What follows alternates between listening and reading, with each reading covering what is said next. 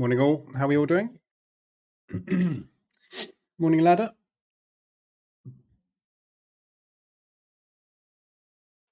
Morning David. Let's quickly start off with news. Obviously it's today, morning Diamond. Obviously today is non-farm payroll day, or unemployment rate, as we call it in the real fundamental world, which is 1:30 this afternoon. So I've scheduled the live room for 1:20 this afternoon, and we'll have a look at what's going on with non-farm. I might try an ORB trade on non-farm. We'll see. And then we've got PMIs half an hour after the open. So, but I'm going to come on, we'll watch non-farm payroll. Quite often it doesn't do an awful lot. So I might do a stream at 1:20, watch that. If after 15, 20 minutes or so, nothing much is happening, then I'll come back at 2:20 and do another one. But it is scheduled for 1:20 this afternoon instead of 2:20.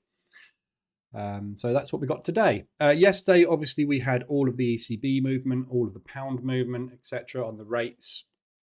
So we'll have a look at that and what impact that has had on the buyer scorecard, etc. This morning, be trading the opening range, pre-market opening range on the DAX. Yesterday's NASDAQ was actually pretty good in the end. I got stopped out on it. It was a bit of a choppy one. So the pre-market 15 was there, and it was a bit of a hit miss. A really, really different direction on both yesterday on the Dow and the DAX. And the NASDAQ, they went off in different directions, but the actual ORB trade, you would have got stopped out on one, but the second one you would have got, you could have got break even on it basically on the two. If you'd have held it and the trailer wasn't too tight, you would have got a very nice 2R off of that yesterday. So it would have worked yesterday, but I tried to manual trade it yesterday and I shouldn't have really. But I made so much money on the DAX in the morning. I didn't really care. Missed all that, but yeah, never know. Look at my 10-1, right? So this is interesting. Was interesting to me. There's my pre-market 15. There's my initial TP on the first position. There's my where I got out of both of the positions. There's the 10-1 risk reward that I have set as standard, which never gets hit. Look at that, exactly 10-1 yesterday. 10R return, 10% growth on your account if you risk 1%. Not bad, eh? Good what if scenario, but didn't do it, obviously. Morning, Frank. Morning, Stevie. Morning, Andres. Diamond, you asked in the Telegram group, can I talk a little bit about what's going on in the US with the debt ceiling threats coming from the US House? When I read about this, people throw about terms like economic catastrophe. The Fed has begun extraordinary measures to pay US obligations, but that can only last so long, a few months. This feels worse than previous times when it felt like a game of chicken overspending. And even when we'd had government shutdowns as a result, we've never defaulted before. I'm worried they may actually do it this time. I don't actually pay any attention to that. I should probably do, but the trouble with going too much into specifics with debt, I mean, defaulting on debts and things obviously it's always a possibility with any central bank and government, but if it happens, there's nothing you can do about it. And I prefer to concentrate on what everything else is going on in the market. So there's a fear element that starts to happen when things like this are going on, where it will drive the currency in a direction. And as long as I have the market being driven in a direction in an orderly manner, I don't really care too much. Directional bias, I would rather take from COT and fundamentals, because anything else that happens is sort of interim, I think, in my opinion anyway. So I don't actually have an opinion on it. And I don't know an awful lot about it. So it's not really something I can extrapolate on. Paul's put as well, if a country like the US defaults, it will break the whole financial system. So I doubt that they will take that as a reasonable choice. Government shutdowns in the US is nothing new, but it will probably lead to another rise in the ceiling and the Fed stepping up if needed. Yeah. I mean, this is the thing. I haven't got an economics degree. And I don't really need one because I'm not getting on to positions for such a long time that it really worries me. With the US dollar, because it's kind of the world's currency. We've got 2 minutes to the market open. So much is transacted in the US dollar. The value of the US dollar on an intraday basis is pushed around so much, even if it's got something bad is happening and it's going to do something like that. If that happens and it takes me by surprise because I've got a long bias on it, for example, I will have to just scale out of my positions and I will take losses. I can't predict whether the US would or wouldn't default, or when it would or wouldn't default, or how the market will react to that, because there's so many drivers. It's like look at the pound. Yeah. When Liz Truss decided to change the monetary policy, it's nothing you can do about this sort of thing. It will get corrected. Like Paul said, the world won't let it happen because the world will not burn. We just don't do that. So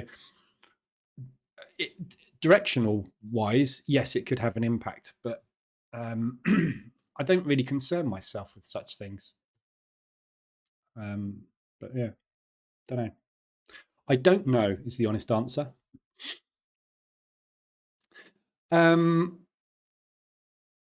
Right. Where are we? DAX. So that's news today. Obviously, non-farm payroll day. 8:30. We've got Mackler speaking, or Mackler. Never know how to pronounce his name. From the SMB. So we need to watch the Swissy this morning. The Swissy woke up a little bit this morning. So there is a bit of fluctuation going on around the Swiss franc this morning, but it seems to have calmed down now. It was pre-market. So but we'll watch that at 8:30. So obviously we've got half an hour before that kicks in. I am short on the DAX. That's a very tight ORB today. What am I doing?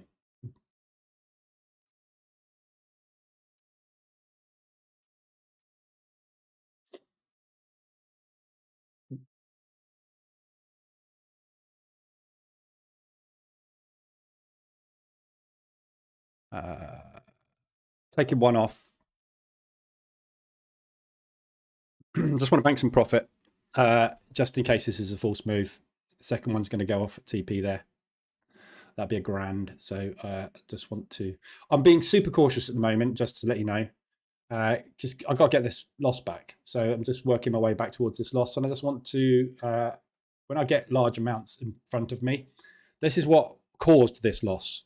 The fact that I kept seeing my DAX trades going between $400 and $700, and I didn't take the profit and let the profit disappear. So when I see profit now, I just want it over here because I've got to catch that thing back up again.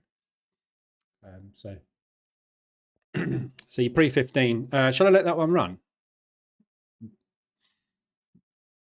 So what I'm going to do today, I'm going to do something different today. I'm going to move my TP down. And what I'm going to do is take a partial. I don't take partials, but I'm going to take a partial today. There you go, taking a partial. And I'll let the rest run. That would have hit TP. There we go, opening range, pre-market, 0.5% in the bank. Right, I've got a lot of positions on today. So I'll just run through what I'm doing because obviously this is not the norm. Let me just catch up with the chat first, though. I think it's a good entry and strategy, but I don't think the results are stable. Please let me know the profitable of this system from January. Profit. 100 to 102K to 98. So what are you talking about, Sue Young? I don't understand. You're talking about the ORB strategy. Go and have a look on the blog. There's I don't know if you've been in here when I've been showing the testing, but yeah, it's massively profitable. I think what you're looking for is the holy grail. Again, go and watch the videos on the website. No strategy is profitable without stagnation. You will get points where there'll be weeks, potentially a month, where you won't make any money, but the rest of it you will quadruple your account. So this is the strategy back testing. So the one that I'm running at the moment that you're watching in the live room right now is this. Yeah. Return on drawdown is 7R in a year, $62,000 off of a $8,500 drawdown. That's the one I'm actually running, 6 and 42, I think, something like that. But I've done 8,640 tests with different permutations of the strategy, using different opening range stops, using different take profit targets, adding or not adding, different trailers, different break-evens, and trailing on tick or not. So those are the variables that were tested. So there were 7 variables tested in total, giving you 8,640 different combinations. Of those 8,640, 8,637 were profitable. They are all profitable. So, but don't expect it to make you money every day. Yeah. Go and watch it in the strategy tester. I say this to everybody. Yeah. Go and stick the EA in the strategy tester, stick it in visual mode, and watch the profit curve. Yeah. You will profit curves don't do that in the real world. Profit curves do that. Yeah. At that point, for 3 weeks, you don't make any money. At that point, you lose some money. At that point, you make an absolute killing, pay your mortgage, pay your car for the next 6 months. That's not what real trading's like. So I think you've probably not done back testing. Go back test it. The strategy is sound. The strategy is profitable. I have tested, I think, probably coming up to 150,000 combinations of different times, different settings. I've tested this solidly for 6 weeks live in here as well. And I've published the results. So I don't know what else I can do to convince people that the OLB works. You're watching it bloody live unfold. What more do you want? I don't know what else to say. Anyway, sorry, I just this makes me pull my hair out. Sound like a broken record. And it doesn't matter what you tell. This is the problem with trading, isn't it? You can tell someone something till you're blue in the face. They'll still tell you. You show them I'll show you like 13 days, right? For the last 13 days, I've been trading account live in here. I made $8,000 profit, passed an evaluation, using my EAs and my strategy that I have published and been trading live for 2 years, and people still tell me it doesn't work. And I'm mad. And I'd still say, well, screw you then. I'll just take me 8K and walk. I'll give up. Sorry. I don't know what else to say. Anywho, excuse me. Tried to take a partial 2, fat finger problem, closed all. Oh, ladder, what a shame. You've closed out with a profit. Never mind. Oh, well. It's horrible making money, isn't it? DV, some people can't take yes for an answer. I know. Sorry, Sue Young. I don't want to. I'm not being horrible. The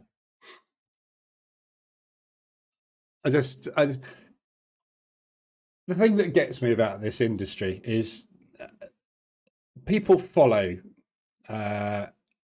people blindly, and they buy people's courses, and they go out and they preach about people who have made courses that have got this amazing thing, and they have a bit of success for a couple of weeks, and they're amazingly brilliant about it. Yet you've never seen anybody trade live. I trade live in here, and I have done for 2 years, every day, warts and all. And I don't sell a training course or anything. I'd sell some indicators, yeah, but they don't make me a living. I don't make money selling courses. Raja Banks trades live on YouTube every day. His revenue all comes from his trading education business. That's how he makes his money. Yet people go, he's amazing. Wow, what an amazing strategy. Yeah, never made any money out of it though, has he? Because he sells courses. You know, all the people you see coming up all the time, Greg Secker, multi-millionaire, drives a Rolls Royce, goes on lovely holidays, all from trading education, not making money, making out money out the markets. I build strategies and EAs, and I develop these systems over months, test them to death, publish the results, and then people go, oh, it made a loss. Yeah, it will do. Trading means you will lose lots of money while you're making it. I am in the drawdown at the moment. Buy, night. Look at all this red. Oh my God, I'm such a crap trader. No, it's just trading. That's what it is. Anyway, I'll give up. I mean, let me know the results during the forward test. Okay, well, the forward test over the last, I don't know. I'm not keeping a log, to be honest. In the evaluation, it made $2,000. Part of the 8,000 profit I made, the ORB strategy was responsible for 2,000 of that, roughly. Okay, this is live testing. Let me show you while we're talking about the subject. Let's get it done.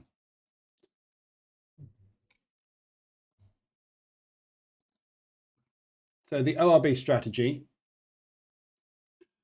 load report, continue. So the ORB strategy, and it doesn't matter which variation you ran, they all work, but the ORB strategy for me was responsible for, in that 2-week period, $1,935 of profit and 246. So just over $2,000. That's forward live testing in here, executed every day in front of the world. That's what the ORBA EA has done for me in a 2-week period. Yeah, there you go. I'm not going to keep a track of every trade. I'm not going to put a signal up. I can't be asked. But if you want to, go for it. I have contacted the market maker, Gaming University. What? If you know him, can you ask him to pump the euro for me today? Because I could really do with a little bit of a pump of the euro. I've just shut something out. Something just disappeared off my P&L. I don't know what it was. Pound Swiss.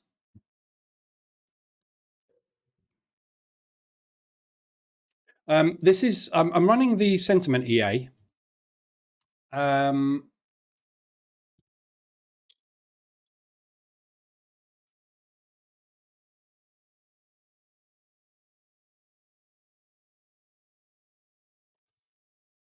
So we got to $50 in profit, right? Okay. So I'm just testing some settings with this this EA, the new EA, the sentiment EA. So it did a yesterday's low. What was that trade? Hang on one sec. Let me just test it. I just want to keep an eye on this while it's testing to see what it's actually doing. Euro pound, I closed out some late last night as well, by the way. I shut that Euro pound trade. One of them. So I've taken 2 off of that now. Took that one. Took that one. I'm still in 1 at the moment, which is break even. Right, okay. So it just got stopped out on the spread. Okay, that's why. So this trade was a sentiment trade. This is the new EA that I've got under development. Again, I'm testing the crap out of this for everybody. That's what I do. 82% of the market is long at the moment, so I'm taking every short trade I can find. So this trade here was taken because we did a 4-hour high sweep and it got in short. The trailer obviously is very tight on this at the moment because it's live testing. So I just wanted to see what it did. Look at that massive broker candle. Jesus. DAX is still running. Anybody on the 15-minute pre today? This is the 5-minute. So if you are on the 5-minute ORB today, you are short as well. Just move the TP down on this. I'm just going to let me cancel the TP. Just going to let this run with the trailer, basically.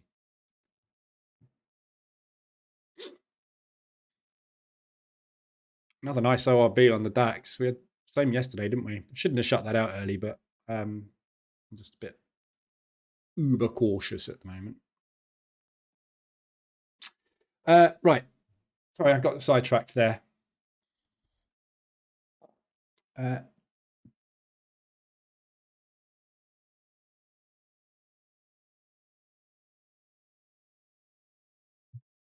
I'm not quite sure what you mean, C. What do you mean by the educational EA makes losses nothing?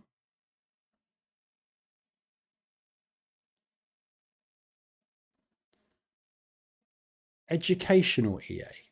Not quite sure what you mean. Clarify what you mean by educational EA. Right. So today, obviously, we've got non-farm. We've got some news coming out a bit from the ECB at the moment. More about rate rises, basically. So this is just clarifying what we got yesterday. So same with Bailey's coming out this morning. Look, just to clarify everything.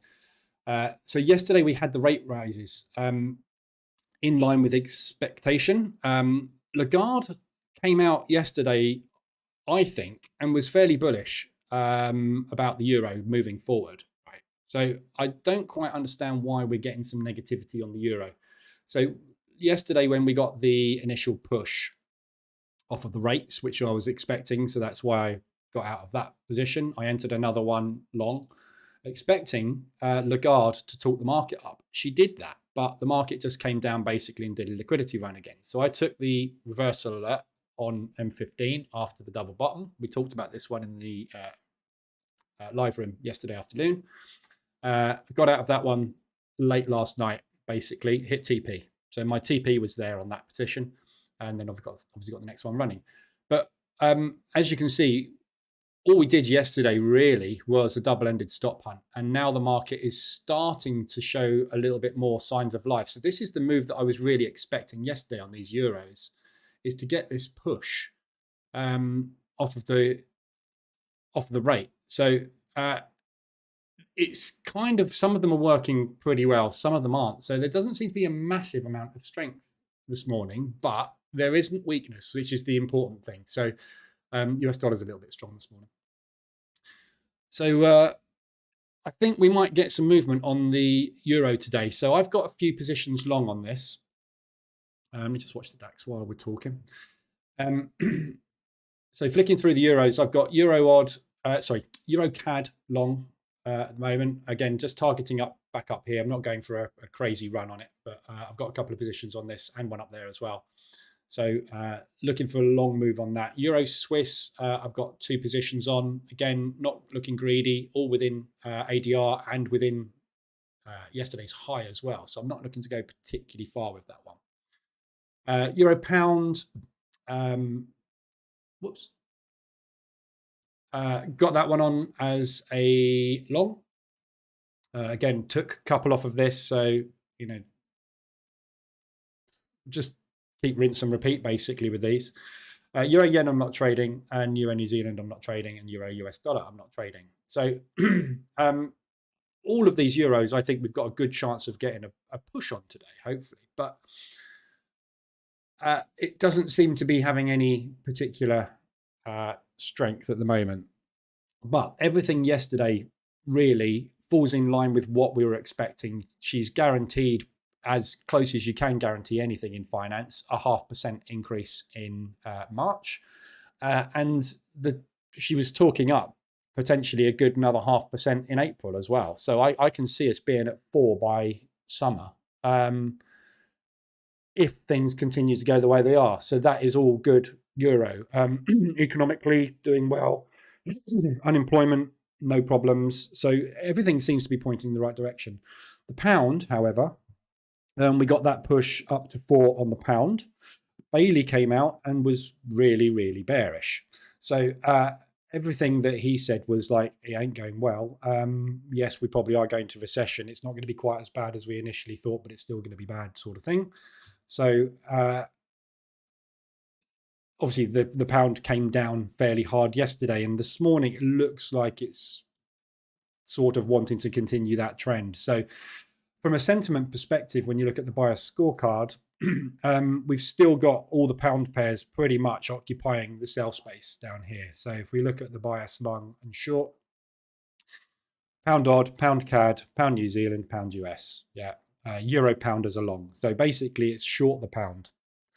I don't think we are anywhere near terminal rate. Bailey's confirmed that this morning. It's too soon to say if this is the last rate rise. So that I read into that this is not the last rate rise. It's very unlikely. We're only at 4%. We've easily get up to 5%. So I will be bearish pound. I will be bullish euro. US dollar, after the rates on that came out, and obviously what we were discussing this morning, it's very difficult, I think, with the US dollar to get a bias. So if we look at all the US dollar pairs, there's not a massive amount of difference with what's come out with the interest rates, and everything basically is pretty balanced against all the pairs. So the US still has a sort of bullish bias from a fundamental perspective. So pound US dollar obviously sells, Aussie US dollar, New Zealand US dollar, Euro US dollar all sells. We've got COT on side, and we've got fundamentals on side with most of these. Longs against the CAD, the Swissy, and the yen based on COT. However, this is going to change tomorrow, and it's really next week. So what we get tomorrow will obviously change COT perspective, but next week is the one that we really need to pay attention to. What's happened to the major market participants' positioning after the interest rates? So the COT report is reported as of Tuesday's positioning. So what we're going to get on Saturday is what the futures positioning was there. What the change was on Wednesday. Yeah, so we had FOMC and the Fed fund rate on the Wednesday. So we're not going to get that until next Tuesday, which was reported and updated next Saturday. So we're a little bit behind, obviously, with COT, and that we always are. So stopped out on the second short. Nice little short there today. I got out too soon, obviously, but I'm super cautious today because I just want to get money in the bank. So yeah, nice ORBs today. It's my Somerset accent, 1.3. So got back most of that stupidity in FOMC. Nah, hate FOMC. Not talking about FOMC anymore. Don't like it. Still continuing the DAX. So if you've taken the 5-minute ORB, that's the 15-minute. The 15-minute is obviously a massive range today, but any kind of pullback and drop potentially into this propulsion gap, I would be interested in carrying on shorts on that, but I want to see a pullback first. So US dollar stance is very difficult to determine. So this week, now we're out of all the interest rates are out the way. That's brilliant. We can now focus on just normal market movement, profit takes, extensions, etc., etc. So from a combined bias perspective, the buys and sells today haven't changed a massive amount. So New Zealand dollar CAD is a long, Euro pound is a long, pound New Zealand is a short. Those are the three main ones to look at. If we look at what have we got? Sixes. We haven't got any minus sixes. There's only one plus six. So the only thing we've got as a plus six is Euro pound. So that's what I'm running the sentiment EAs on. So I've got pound New Zealand running. That one is the market is long, so I'm taking shorts. I've got US dollar Swiss running. The market is long, so I'm taking shorts. So what this EA is doing is basically looking for sweeps of highs and lows. So yesterday's high and low. So yeah, we're already above it. So I'll be looking for pushes up on this to take shorts basically. So the only short I can get is the 4-hour high. That's the one I've got there. So there's the sell look. That's your Asian range basically. So it's taken a sweep of the Asian range this morning. It's obviously still pushing up at the moment. It will add in. So as the 4-hour candle redraws, obviously, we'll get a new 4-hour range going in, and it will take another one short distance. What's the spread on this? I haven't got that in the dashboard, have I? I need to get that put in the dashboard. So it will take basically trades half an ADR apart, which, ADR add distance, 409. I have got it in the dashboard. So 40 points from there. So if it pushes up today, we get a new 4-hour range in. It will take a break of the 4-hour range, and then it will add and take a second position. CAD Swiss, same thing. So that one's already got in on that 4-hour high, but it stopped out for no loss, which is fine. And I'm basically testing different variations on these. So if you see stuff on my P&L that looks weird, it is just sentiment trades. That's all they are. Outro, I personally don't think anyone who trades live on YouTube can get any grief at all. Most people just show trading view screenshots. Yeah. That's why I do what I do, Outro, because no one's doing it. But there is people doing it. And fair play to them. And unfortunately, I get a lot of stick for it. That's not how I envisaged it going, yeah? Helping people, showing people what I do, and hopefully educating people on a way to make money out of the market. All you get is, it's not as good as my strategy. Well, show me your strategy then. Well, no, I'll keep it secret. Otherwise, everyone will get hold of it. Shut up. Idiot. Anyway, I don't care, really. I do this for my sanity check, yeah? When I'm on here trading, I don't make stupid mistakes because I'm accountable. And if I come in and I've had a day like that, I show you I've had a day like that, and I tell you why I've had a day like that. And if I have a crap day like that and I blow an account, you learn from it. I wish someone was doing this when I started trading 15 years ago.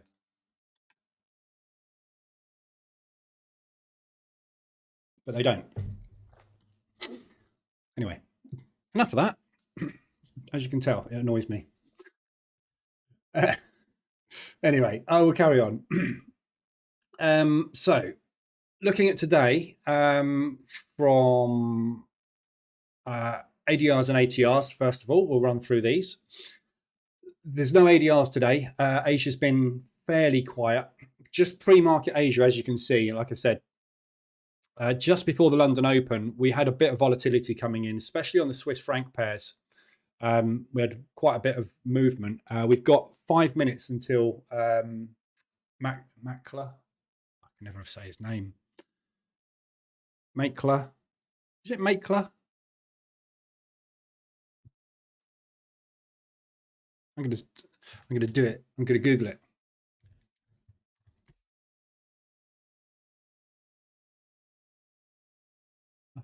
Go away. Mikla. Mikla is talking in 5 minutes, so we might get some more Swissy coming. But we had a bit of movement on the Swiss franc pre-market. So that was the 9 o'clock candle, which is 7 a.m. We suddenly sprung to life an hour before Frankfurt opened. So, bit of volatility coming in, but nothing's hit ADRs yet. We've got a long way to go for anything to get anywhere near ADR today. Even the yen pairs, they've not had a particularly aggressive Asian session at all. So nothing particularly exciting going on there. Your weeklies, there's quite a lot of weeklies, but these are all based around euro and pound movement, specifically pound movement, the majority of them, and obviously some US dollars as well.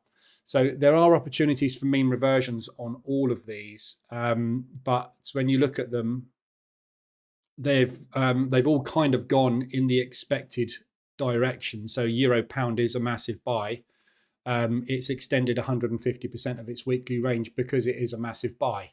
So from a mean reversion perspective, you had an opportunity to mean revert yesterday off of the news, but trying to get into a trade against momentum in news is just always difficult and not really recommended. So there's not really any opportunities to mean revert that one. The only other one that's really extended is the pound Swiss, and obviously we're expecting that to come down, and it has done. So it's not really a mean reversion opportunity either. All the others that are singles are all pound based and euro based. The US dollar one, however, was a mean reversion opportunity. US dollar CAD. Am I not? I was on US dollar CAD.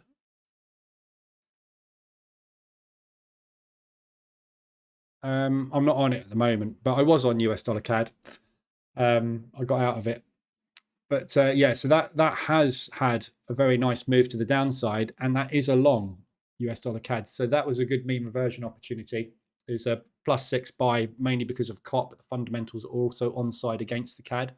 So there's your reversal alert on M15, which happened yesterday. You had an M5 reversal alert as well down in there, much tighter, obviously, with M5, which was a run of the Asian liquidity.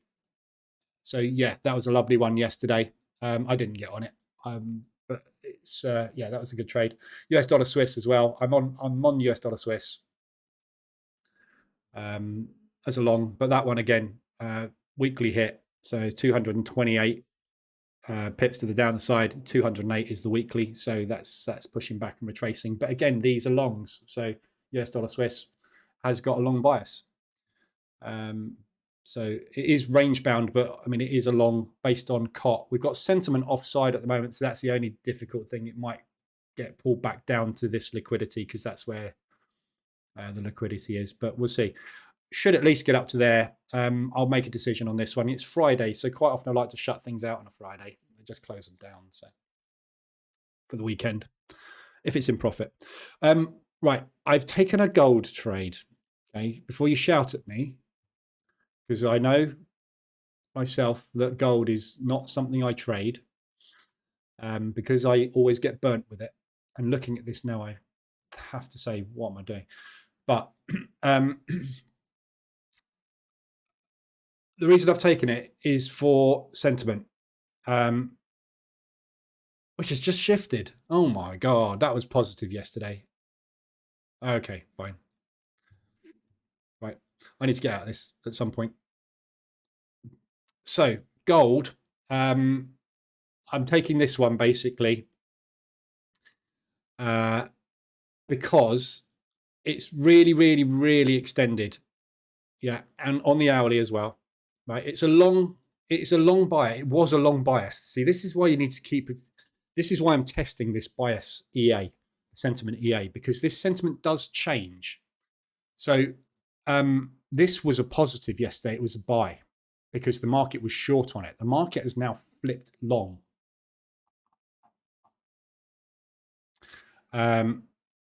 Yeah, so they are now 60% long. They flipped on it yesterday. So I don't want to be long. I want to be shorting it. So I kind of want to get out of this. What am I in? $95. I'm going to monitor this. So the play for me here is this propulsion. This is more of a V-shaped recovery. There is an accumulation there. It's not a very clear one. It is actually 5 hours, well, 4 hours of accumulation. Then we broke, and then we pushed up and made that high there. So that propulsion gap got undone completely. So that was FOMC, and that was yesterday's move to undo everything, which has left in the market huge propulsion gaps off of that reversal alert, which took that high. So this is where I'm looking for us to trade back into. That's 150 ADR. So that is going to need the US dollar to tank today really badly. I don't think that's going to happen. But I do think we can get back up into this propulsion gap. And if they are going to start buying the US dollar, obviously that's where I would expect them to start to do it. So that was my play long. But I thought I did have sentiment on side with me, and now I haven't. So that makes me worry about that trade. And this is something I'm testing with the EA. At the moment, the EA is going to position trade. I don't think it's going to get into many positions, but it is going to try and position trade sentiment based on high-low sweeps. But what I need to figure out is, what do I do when the sentiment shifts? So if we get into a position and then sentiment all suddenly switches back to neutral or the opposite direction, I need to see what happens in those instances as to what to do with them. I think, and I'm pretty sure, because that's what the market does, is move up and down, that it won't really matter, because if I'm in multiple positions and then sentiment shifts the other way, they will give the market some movement. They will give it some money, because that's what they do. They entice everybody into a direction and put the stops in and then grab that liquidity. So as long as I'm in a position and I get a pullback, I'll have an exit.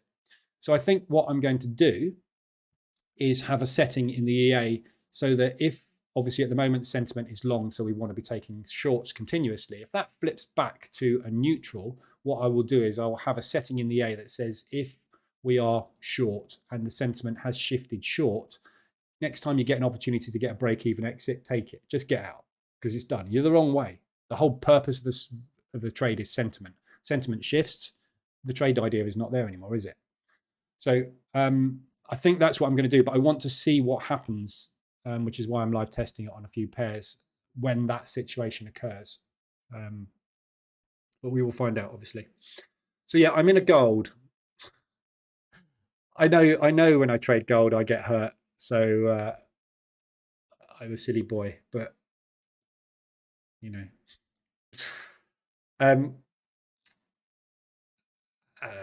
Got another 4 there, haven't I?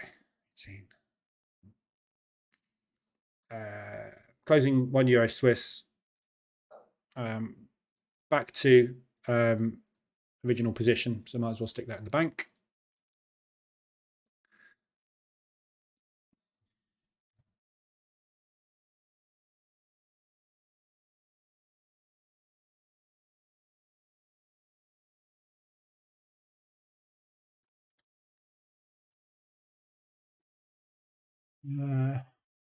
Might bank that one as well. I'm sure I'll leave that one running. I'm going to bank that as well. Actually, I'll tell you what I'm going to do.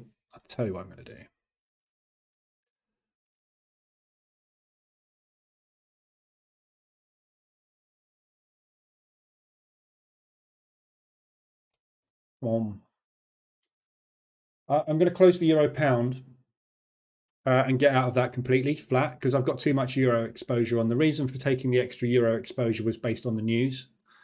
So I'm going to close the EA on euro pound and I'm going to go flat on that one. Because if you look at my exposure, I'm triple exposed long on the euro. And if there is anything going wrong with the euro, I'm going to be in trouble, aren't I? So I'm just going to close that euro pound out. So I'm flat euro pound. That reduces my exposure back down to normal levels, because I was overexposed on it. I am overexposed on the CAD as well, because I've got this CAD Swiss, Euro CAD, and I've got the New Zealand CAD as well. New Zealand CAD is a sentiment trade. That is COT is long and retail is short. So that's a sentiment trade. I've got a little bit too much CAD on. Swiss yen's going to draw down as well, isn't it? So I'm half an ADR away from getting out of that. So it's not really an issue, is it? It's only 0.5%. So that Euro CAD, I might close one of those. If I close it off or not.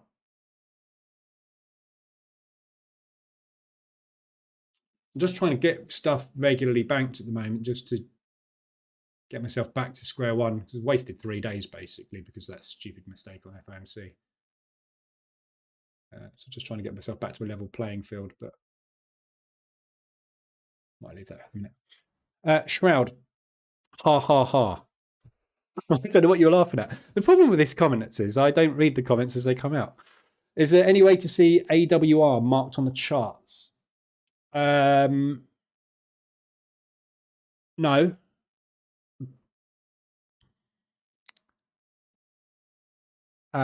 Is this all MT4 or MT5, Ruji? Yes, this is MT4. No, I don't put AWR on the charts. I did. Why did I take it off? When I updated the dashboard, someone asked me to put AWR on the charts.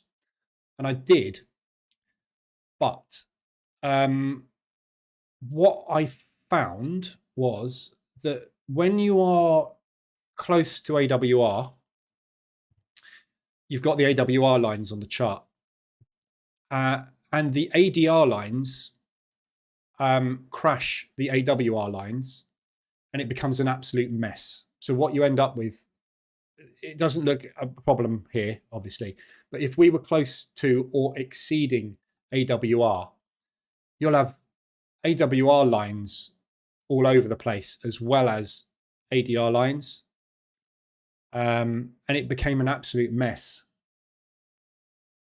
So I decided not to do it. And the thing, and this is again part of this problem with the dashboard, with the ADR indicator, people just don't understand how this is calculated.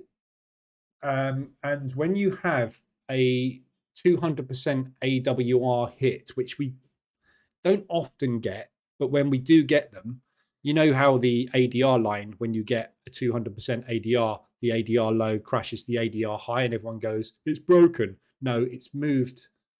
I'm not going to explain it because it's too... I've just explained it so many times. You get the same thing with that. When you've got all of the ADRs and the AWRs on there, it looks a total uncontrollable mess. So what you could do, there are other ADR indicators out there, freebies, but they don't plot the extension lines. So you could take another ADR indicator. I think I've got a basic one. Is that one of the basics?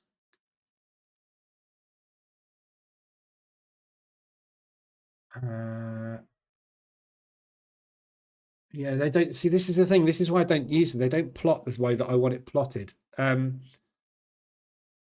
there are ADR indicators out there, or ATR indicators that plot lines on charts. You could move it, the ATI. So you could say use the weekly ATR and just plot. Plot the 100% AWR with another indicator. That's probably what I would recommend doing. But that's the reason. It just became a mess. You know, you get, if the problem with indicators in you know, the more indicators you put onto the chart, the more conditions or signals you see, the more paralysis you get. So, you know, it's like you say with euro pound, for example, euro pound is a weekly high, and the RSI is extended. If you had the another indicator on there that was telling you that we've got to get to this level before we've got a signal, you'll ignore the AWR and the RSI because you'll be thinking I need to get to that one because we know that normally when it gets to there, it tends to reverse. So I'll wait. And what will happen is you'll miss that move, which comes all the way down here because you're waiting for that one. So the more you put on the chart, the more lines you have, the more pivot points or whatever you put onto your chart, the more confusion your brain goes through. And the more paralysis by analysis you get, or analysis paralysis, whichever way they say it, you know. Or you could have the ADR indicator with options to also plot weekly and monthly ADRs also. That's what we're talking about, yeah. That's what he was saying. I could put it as an option, I guess.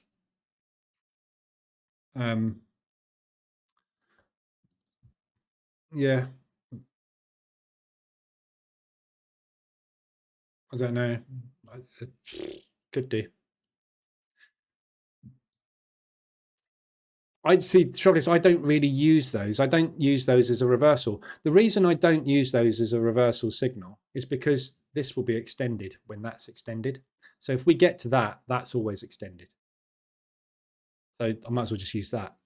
Again, you know, as I said, as I say a lot of the time in it, a lot of indicators are telling you the same thing, which is why you pick one. All these people that put multiple oscillators on their charts, all they're telling you is the same thing. An oscillator tells you when something goes up and down, price, typically.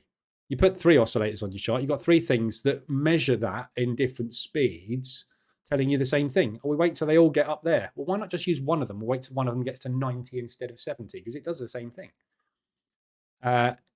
If you get an AWR hit, very rarely you'll find that you won't have a 4-hour RSI extension or an hourly RSI extension. Look, there's the AWR hit.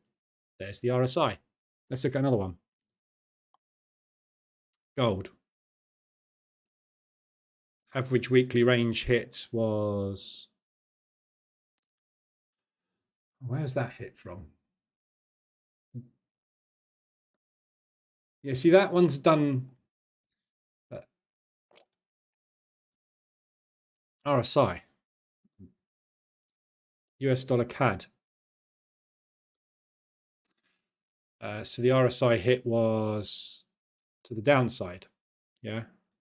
RSI. So, when this hits, that is hit. So you can just use that. So if you're going to do what I think you're probably saying is, I want to get in on reversal alerts at average weekly range extensions. Just use H1M5, does the same thing. See what I mean? It's all doing the same stuff. I could put it on there, but you've got this free indicator in MT4 that does the same thing. This is an alert dashboard. This is what this is for alerts. It's like euro pounds extended. Go and have a look at it. All right, okay, let's have a look. What's the sentiment on it? What's RSI saying?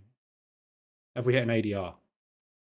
It's just to alert you to see stuff. But yeah, I could put it on there. I'll have a think on that one. Test ADR monthly at 150% complete early in the month for reversal. It's a really good level. 150 early in the month. Yeah. So this is euro pound right now. Hit 150. We're only on the 3rd of the month. Oh, you're talking about monthlies? Monthly 150s. Yeah. Sorry. Yeah. I mean, but this is the same. These, I only pay attention to these really. If these hit on a Monday or Tuesday, that's when I pay attention. If these hit on a Thursday, I'm not as keen. Like the ATRs, if an ADR, if I get an ADR hit just after Asia or an early London, I pay much more attention than if an ADR hits at the end of New York. So no, we haven't got a lot of liquidity left to reverse it. So yeah, timing is a good indicator with those, isn't it? DAX is still down there. We haven't got a pullback yet. I wouldn't be interested really until we get a pullback there. I've done the money on it this morning. We're coming back down. I didn't look at targets, did I? DAX. ADR basically today.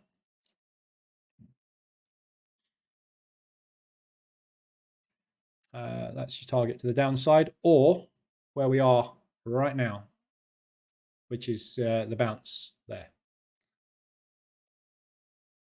which is a propulsion gap on M15. Push, add, push, add, slam, resistance, find some sellers. Don't know. We're in the battleground now. So we got loads of sellers sitting here. We got loads of buyers sitting here. Hence we've stopped. Who's going to win? Nobody knows. You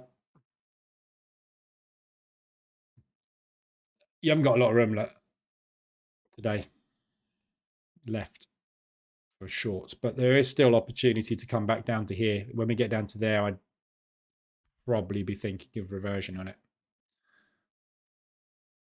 Looking at the daily on the DAX as well, we've now broken out.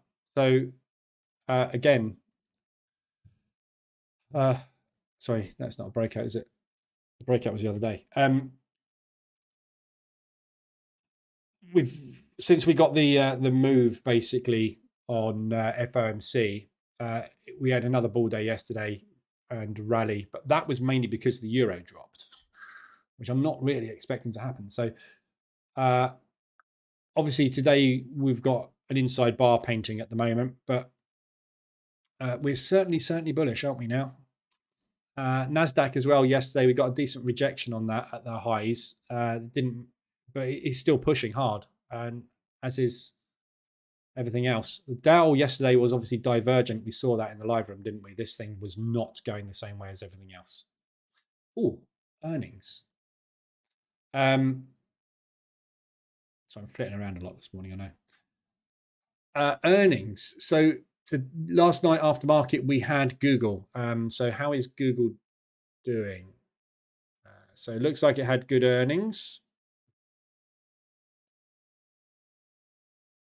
Yeah, it's holding up well. Amazon holding up well. So that seems to have done okay as well. Apple holding up bullish this morning. So that's good. Qualcomm, not so good. So it looks like all the earnings came out pretty good overnight. So Nasdaq this afternoon, potentially we're going to get a nice move as well. So similar to what we had yesterday on the Nasdaq, we had that crazy run eventually, but it just whippy to start with. But we should get a decent move today, I think, off the Nas. It is Friday as well. We tend to get a lot of movement on Friday, so that'd be a good one to watch this afternoon. Right. So there's your ADRs. There's nothing to look at there. Your RSIs are all pound based. So sorry, EuroCAD. I just want to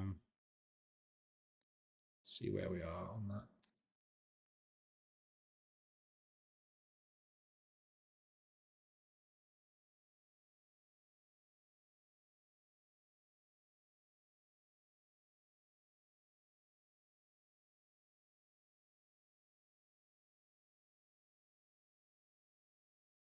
That takes me break even on those two, doesn't it? If I bank that.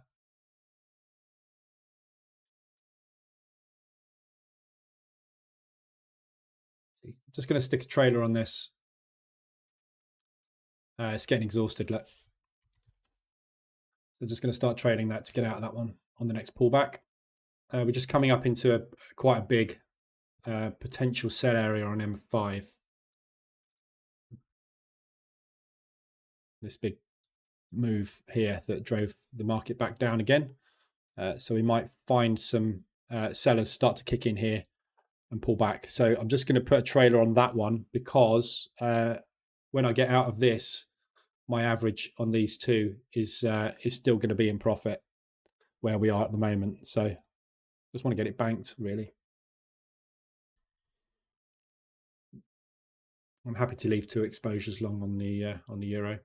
I've just got into pound Swiss again. So that was the new sentiment EA trigger. So we've just had a 4-hour level. This is still the same 4-hour level that triggered that entry. It's just triggered higher this time. Triggered short.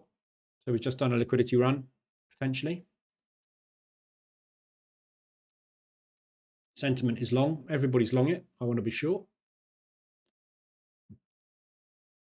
Again, like now I'm live testing this. These 4-hour levels, you get a lot more signals. If you look at, I've color coded all of this just to show you why I've color coded it. So I was basically looking to get an idea. Let's do it at 15. That's right. For how many orders would be triggered for each level. So I'm looking at weekly, yesterday, and the 4-hour. So this is going to take shorts only. So basically what I've done is I've made the levels color coded. So yesterday's low is still blue. We've got violet for 4 hours and the weeklies are green. So I've color coded the entries so you can see, because obviously what you will find is when we get movement and then pullbacks, there will be multiple levels triggered. So in this case, the 4-hour, yesterday's high, and the weekly are all triggered at the same time. There's 3 arrows there, which means that all 3 signals triggered at the same time. I don't know if it's only going to take 1 trade, but so I just wanted to see how often each level was triggering, because what the danger of this sentiment is you start over trading it. And the 4-hour, as you can see, the 4 hour has, at this particular day has triggered 1, 2, 3, 4, 5 times already in the Asian session. So the danger is you are getting in over and over and over and over and over again way too soon. Yesterday's high in this particular case has only triggered once there, which is great. So there's one entry short, whereas the 4 hour you've triggered 1, 2, 3, 4, 5 times already.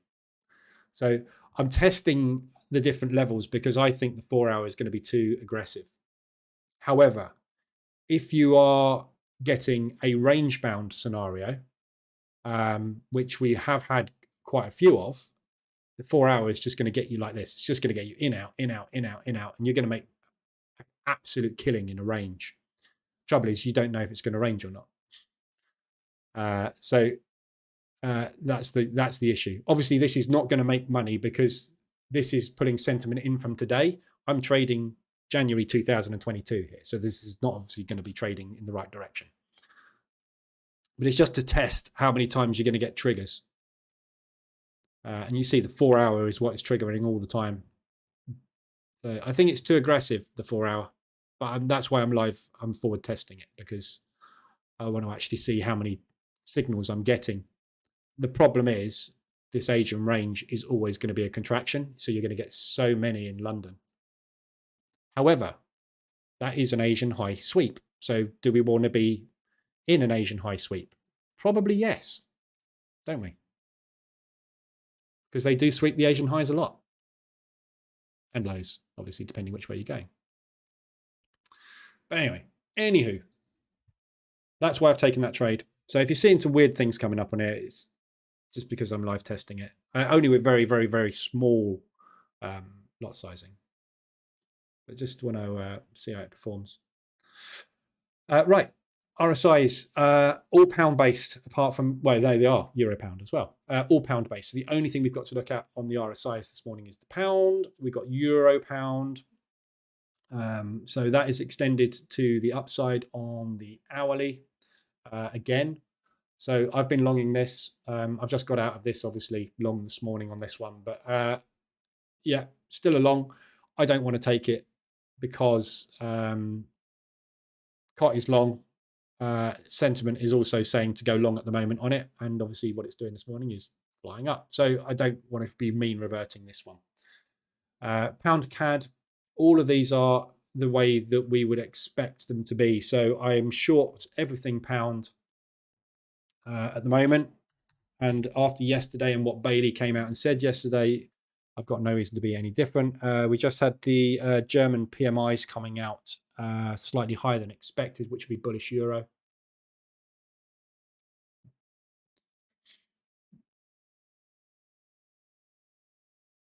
I'm just going to move my TP up on that. There's no point in TPing on that one. That one's TPing there as well. I'm just going to move my TP up on that one as well, because this is just getting taken out on the trailer on this. If this, if the PMIs all come out positive, look, 50.7, 50.7, 49.9, all positive. So if that's going to pump the euro a little bit stronger this morning, then there's no point in TPing, is there? I might just get taken out on a trailer. So all these pounds, basically, yeah. I mean, pound CAD, short. I don't really want to mean revert it. Yes, it probably will mean revert. It's been extended and embedded since New York yesterday. Same situation as here. Look, extended and embedded from New York. We got a pullback. The difference today is there's no propulsion gap in yesterday's news to aim for. So it's difficult to pick a point to get in on this at the moment. If we got back up into there, I'd definitely be interested in shorting it again. But there is a mean reversion opportunity there. M5, you've had a reverse alert already. Not very pretty because of the speed of this move that we had this morning. It's a very late reversal alert this morning. So I don't really like that. Pound Swiss, I've got a sell on it. I'm short. That's based on sentiment. So again, that the sentiment EA has got me in because sentiment is saying I need to short it because the market is long and it's taken the Asian liquidity run. Yeah, took it there as well. So that spike up, push down, got me in short.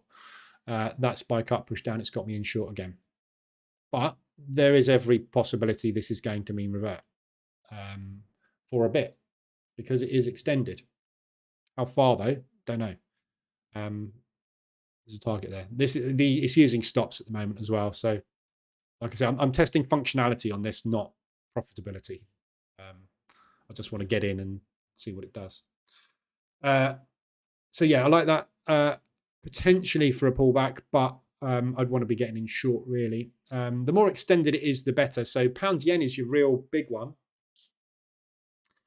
So that's been extended and embedded on the hourly. Look, we're down to 14s, 15s. Very, very, very, very weak against the yen. We've got decent strength on the yen.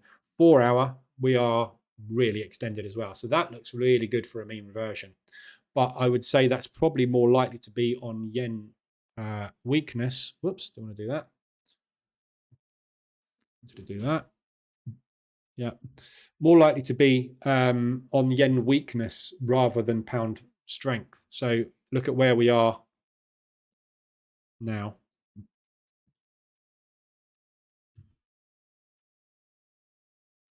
Yeah.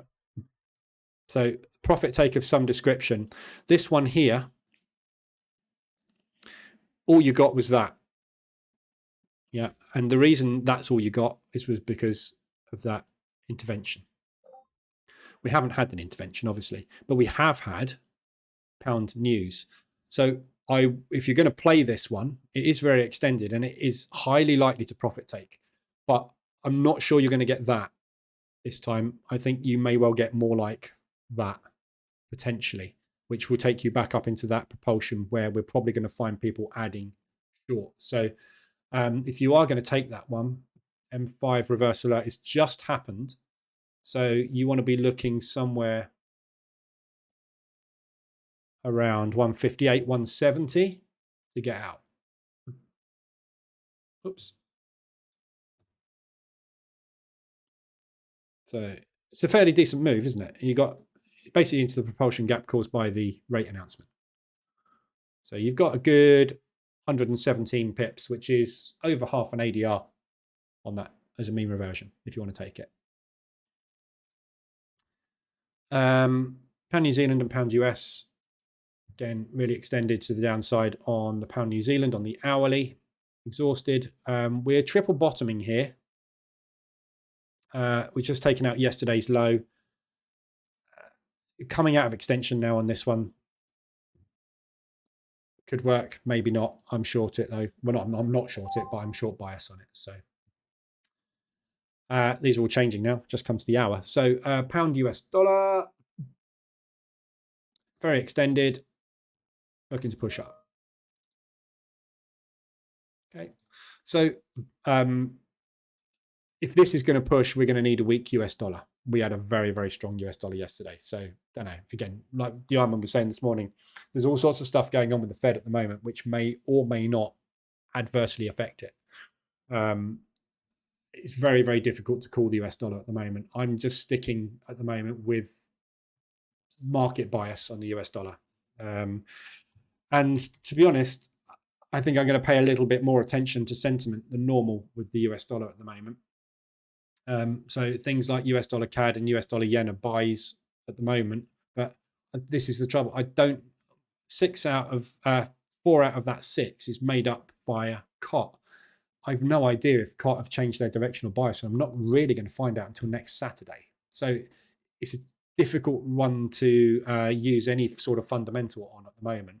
But if you go with sentiment, you know where the liquidity is. So there is no sentiment if you look at the US dollars at the moment.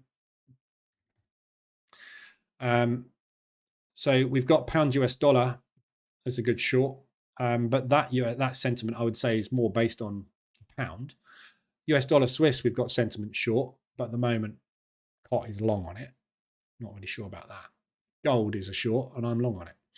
So there's no sentiment really to look at with US dollar. So it's difficult to pick anything to do with these US dollar pairs at the moment. However, obviously it's very extended at the moment, US dollar CAD and the pound US dollar. So mean reversion is probably in play. But I mean, look at the mess. It's a messy, choppy, messy chop.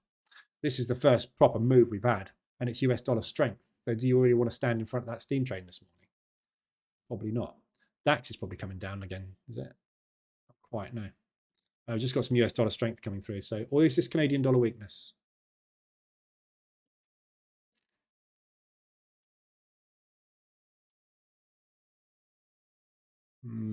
Say it's more US dollar strength at the moment. Yeah. So yeah, that's a difficult one to pick. And the pound US dollar. So the pound US dollar is so extended, 4 hour as well. Really, real nice extension on that down there. This is one of obviously the majors. So the liquidity is very high on this. So getting movements outside of the norm on RSI is quite a tricky feat a lot of the time, because it's got such high liquidity. It's such a highly traded volume. There is no need usually to move to extremes to find a lot of liquidity, because there is so much in liquidity in the market. Over 50% of all transactions in the FX market go through the 7 majors. So, which is why they don't have massive ADRs, because there's so many transactions happening. It takes a hell of a lot of buyers in one direction to actually get a candle in place. And there's always going to be a lot of transactions happening in the opposite direction by institutions. So this is why you get a lot of that, which is great intraday. But because you get a lot of signals basically. But I don't know about mean reverting the pound at the minute. We've got a strong US dollar. We've got a weak pound. And this is down here. This is exactly where I'd expect it to be. So even though it is very extended, I'd be cautious. I don't think this trend is going to continue now. I think we are now going to start back where the good old days, where the pound and the euro are being trampled. Actually, not the euro. The good old days, I mean, when we had this beautiful trend that we could ride because the euro was on its backside and the US dollar was doing well. It's flipped, isn't it? The US dollar is now not doing quite so well, and the euro is expected to have a good old pump. So I like it. But anyway, yeah. So that's everything covered there. Buy a scorecard. There's not a lot changed on that really from yesterday. So just go and have a look at that whenever you fancy it. Buys and sells. There is a lot more -4s and things on there now. So weak sells, but the strong ones are still the same: US dollar CAD, US dollar yuan, US dollar yen, pound New Zealand, Aussie US is now on there as a strong sell, and pound US. But this is all now restructured and changed off of the news, so we don't have to worry about any more real changes on that in a minute. So that's all good. Anybody got any other pairs they want to look at specifically, or anything else they want to discuss or look at? Let me know. Stopped out of Euro CAD on the trailer.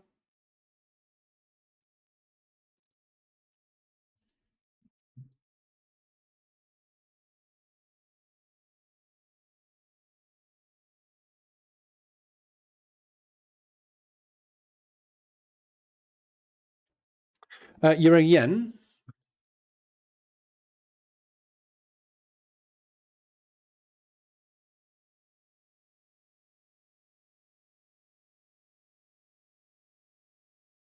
Tricky.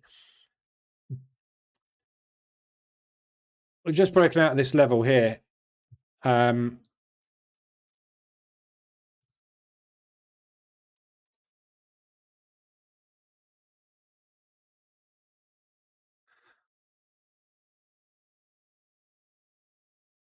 Yeah, I mean, there's no real advantage either way on it. I would be. This is I don't know about these yens. I really don't. I'm so stuck with the yens. I'm long Swiss yen at the moment.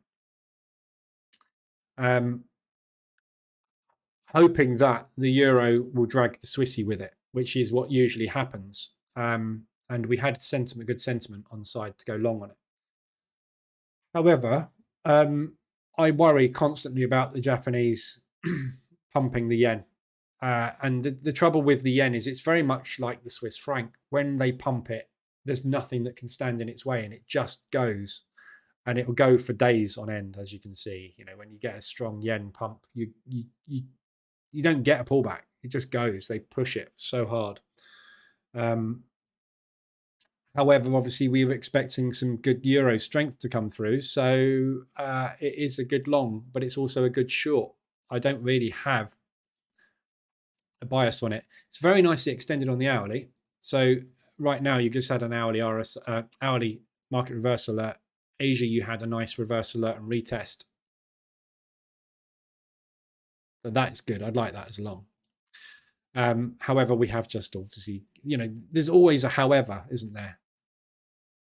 We've just run into that propulsion gap where the sellers have just stepped in quite substantially there, haven't they? If we break the Asian highs, I think we've probably got a good chance of getting a run. But you're going to get stuck at ADR. We've also got this range low you've got to be wary of. So it's a breakout at the moment. So one of two things is going to happen. Or something like that. I don't know. I don't really have a bias on it as such. So this is why I'm not trading the yen. The yen's just a confusion to me at the moment because there's so many factors controlling the yen, and the one thing that you have to be most concerned about is intervention. So I would rather be hitting that button every time I see an opportunity in case they do that. If they don't do it, that's fine. As long as this thing keeps moving up and down, I'll get out anyway, won't I? But if they're going to help me, I want to be the side that they're literally going to help me on, which is the short side. That's why I took that New Zealand dollar yen short out of the hourly. Because we had this, you can see it on the 4 hourly, but it's clearer on the hourly. Oops.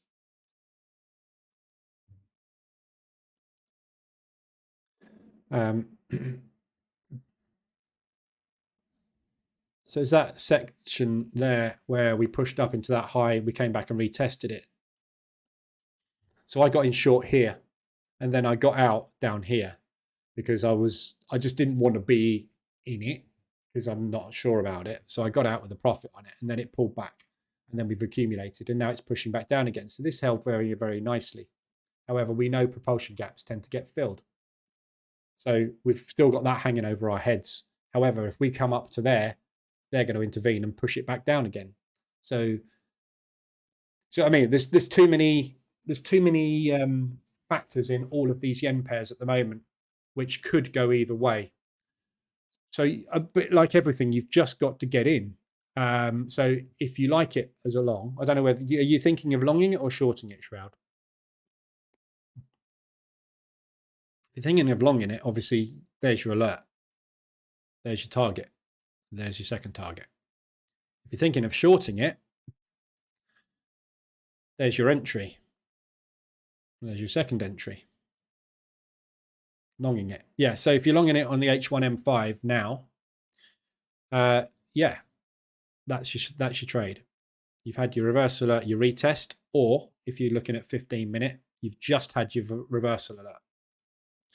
Either way, that is your propulsion gap.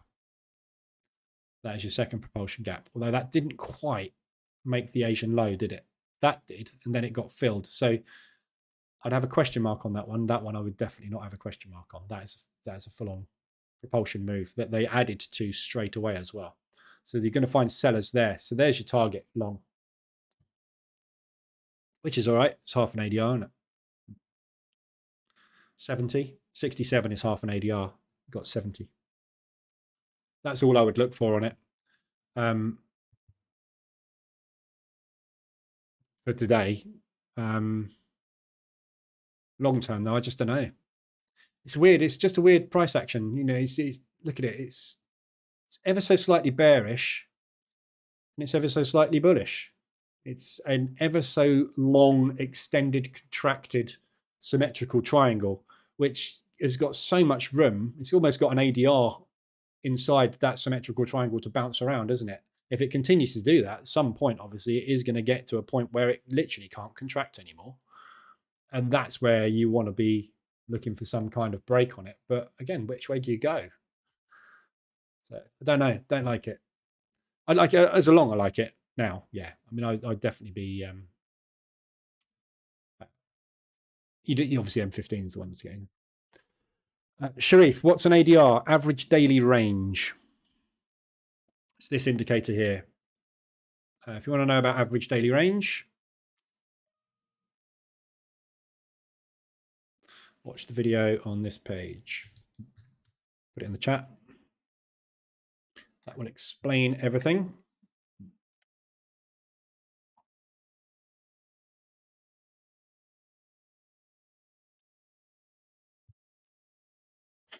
Euro odd.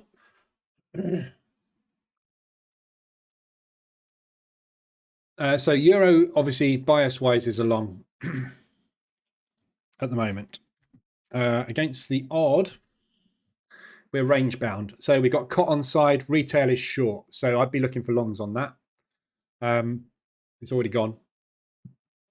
So your long opportunity was back here.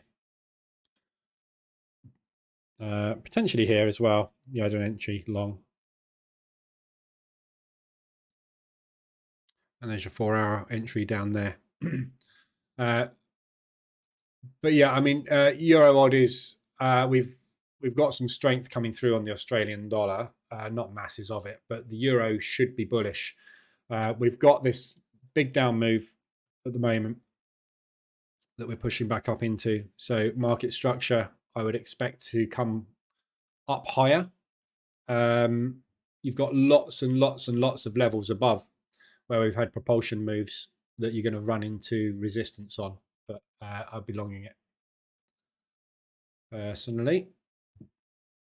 So look for ADR extensions to the downside, RSI extensions to the downside. If you don't want to take a reversal and you want to take a breakout, obviously yesterday's high and previous and last week's high, sorry, this week's high would be your breakout levels, but you're buying straight into potential resistance in that propulsion move.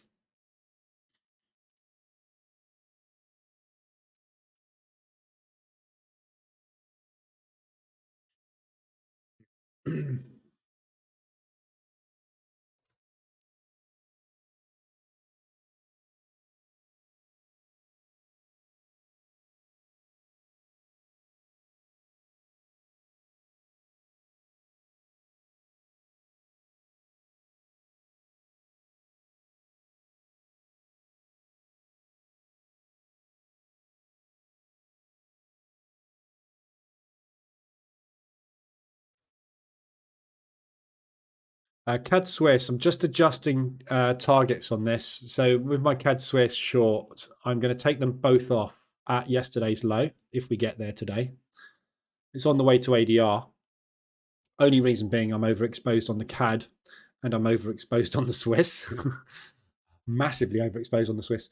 But that's because I've got I've got US dollar Swiss and pound Swiss running on the new sentiment EA. So I'm not actually that exposed on it, but I am also hedged on the Swiss yen. So I'm just going to take some exposure off of both of those. So both of those down there will be about $300, 0.3%, which I can bank.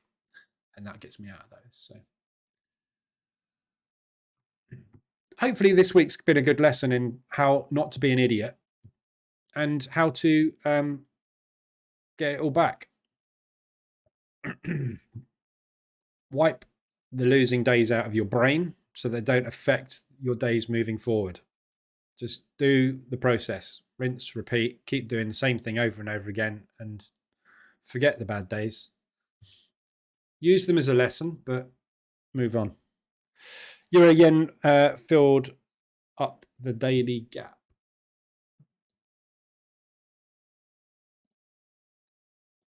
Daily gap?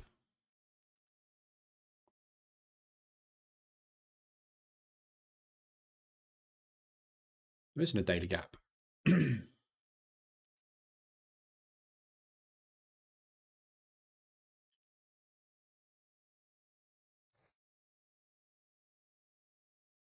If you look at this on the hourly, you've got an ADR move potentially, but I'd watch the daily lows. Yeah, so you got daily low there, you got a daily low there, which, if you look on a lower time frame, forms a propulsion gap as well. So that low, and there's another low. So that's really where I would. You're going to get some kind of pullback from that level. So either you take your profit there, or you break even your trade. Obviously, then you run the danger of getting stopped out. So I just take it off. Take that, put that in there, and then if you need to use that in the future, you've got it. But get in, get out, be done. Especially on the ends. Fair value gap, imbalance. I don't do fair value gaps and imbalances. You're an ICT person, aren't you? I don't.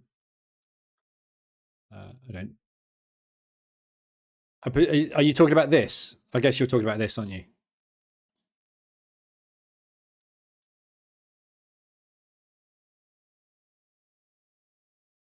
Yeah.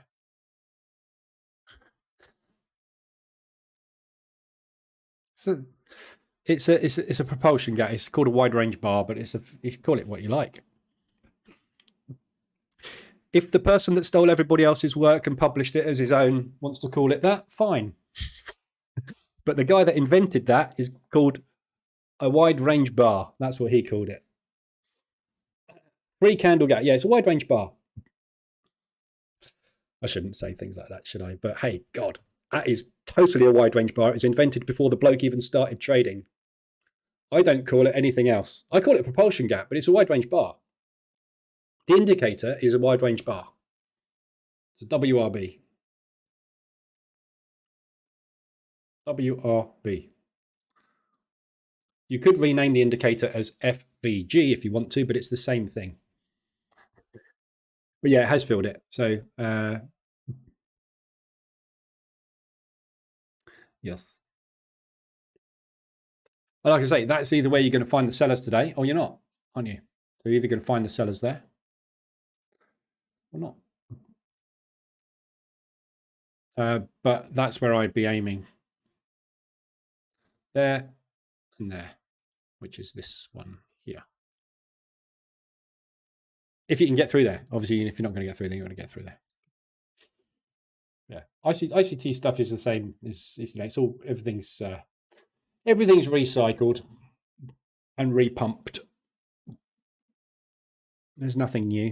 At the end of the day, markets have been around since for thousands of years. This is just a market like any other. It all runs on supply and demand. People buy, people sell. If there's more people buying, it goes up. If there's more people selling, it goes down. What you want to call it is irrelevant. All the same stuff.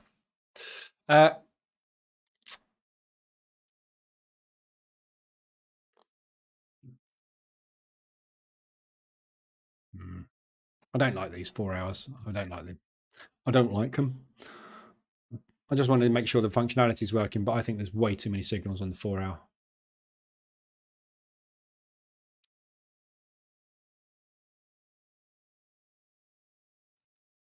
We're going to get one here. So this is actually not a bad one, is it? On the pound New Zealand. Maybe I need a filter for size by ADR. Look at that. Yesterday's low sweep. Beautiful. But retail crowd are long. That's where we're going. Coming to grab them at some point.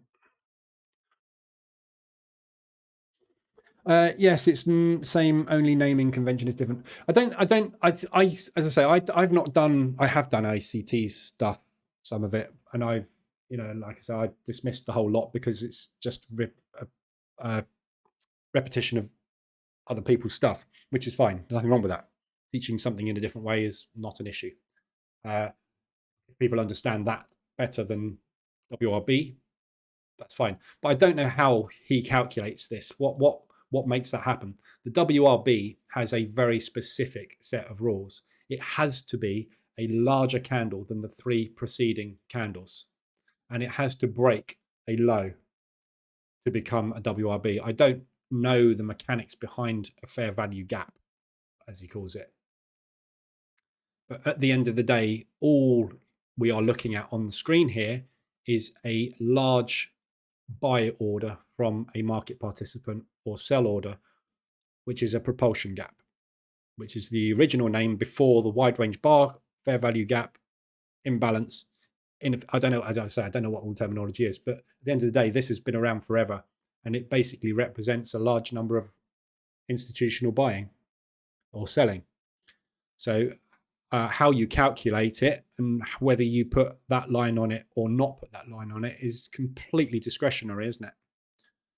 That's just going to take a short on pound New Zealand. But yeah, the wide range bar, this particular indicator has a specific set of rules it has to work by, which is all covered on, as I say, on the website of the guy that invented the concept, whose website I can never find because it's so ancient there. So this is the guy, the Strategy Lab. He invented the wide range bar strategy that is now called a fair value gap or whatever. But there's a set of rules. So if you go to this website and read through everything on the strategylab.com, look, it's so old, it hasn't even got an SSL certificate. Your connection to the site is not secure. It's that old. You can see, like, this is what I say, everything's recycled. Who came up with this concept first? I think this bloke did. Look at his website. Fair play to him. Oh, it's such a minefield. It really is. It's just an absolute minefield of... look at the charts he uses. Q charts. Do they still even exist? What's Q charts? Oh, yeah, there is a platform called Q charts. Doc got qchart.io.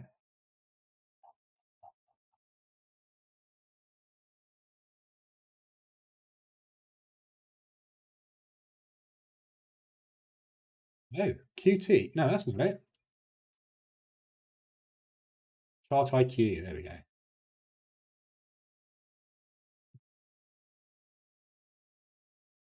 HTML charting library. Yeah, that's a very old screenshot. That doesn't look like that anymore, does it?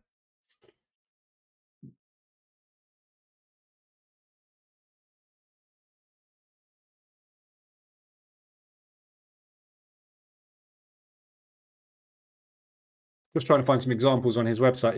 It's a real mess, this thing. There you go, WRB analysis tutorial. So if you want to learn the theory behind the WRB, it will charge you $15 for it. There you go, another guy that's doing a lot for the industry and not making a load of money out of it. Or the whole lot for 237. I haven't actually bought it, so I don't actually know.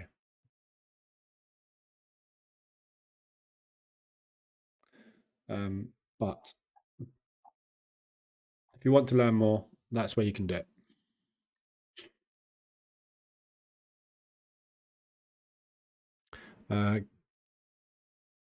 Didn't get in short look on that. So there's a sentiment trade short potential here. Didn't get in on that. This candle I will get in on if it closes down there or anywhere down here. I'll be short on that. WRB strategy is good to set targets. Yeah. You'll see all the trades that I take. Most of the trades that I take, that I get out of, you will find the vast majority of them will be sitting in a WRB. Yeah, out of that one there. Euro pound got out of, whoops, there. Yeah, look at my targets. My targets are always placed in a WRB most of the time.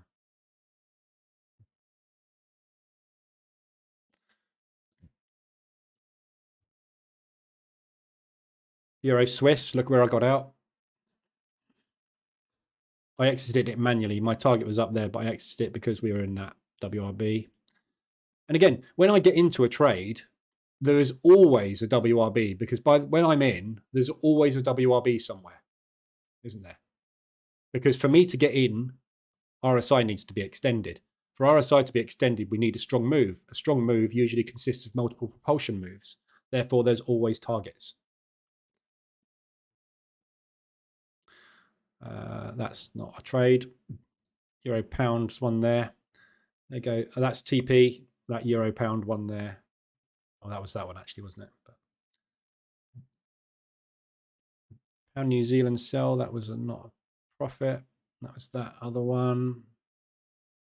That's the break even I just closed. US dollar Swiss.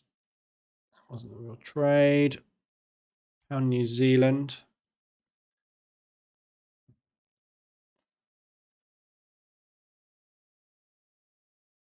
That one wasn't. Don't know why I got out of that one.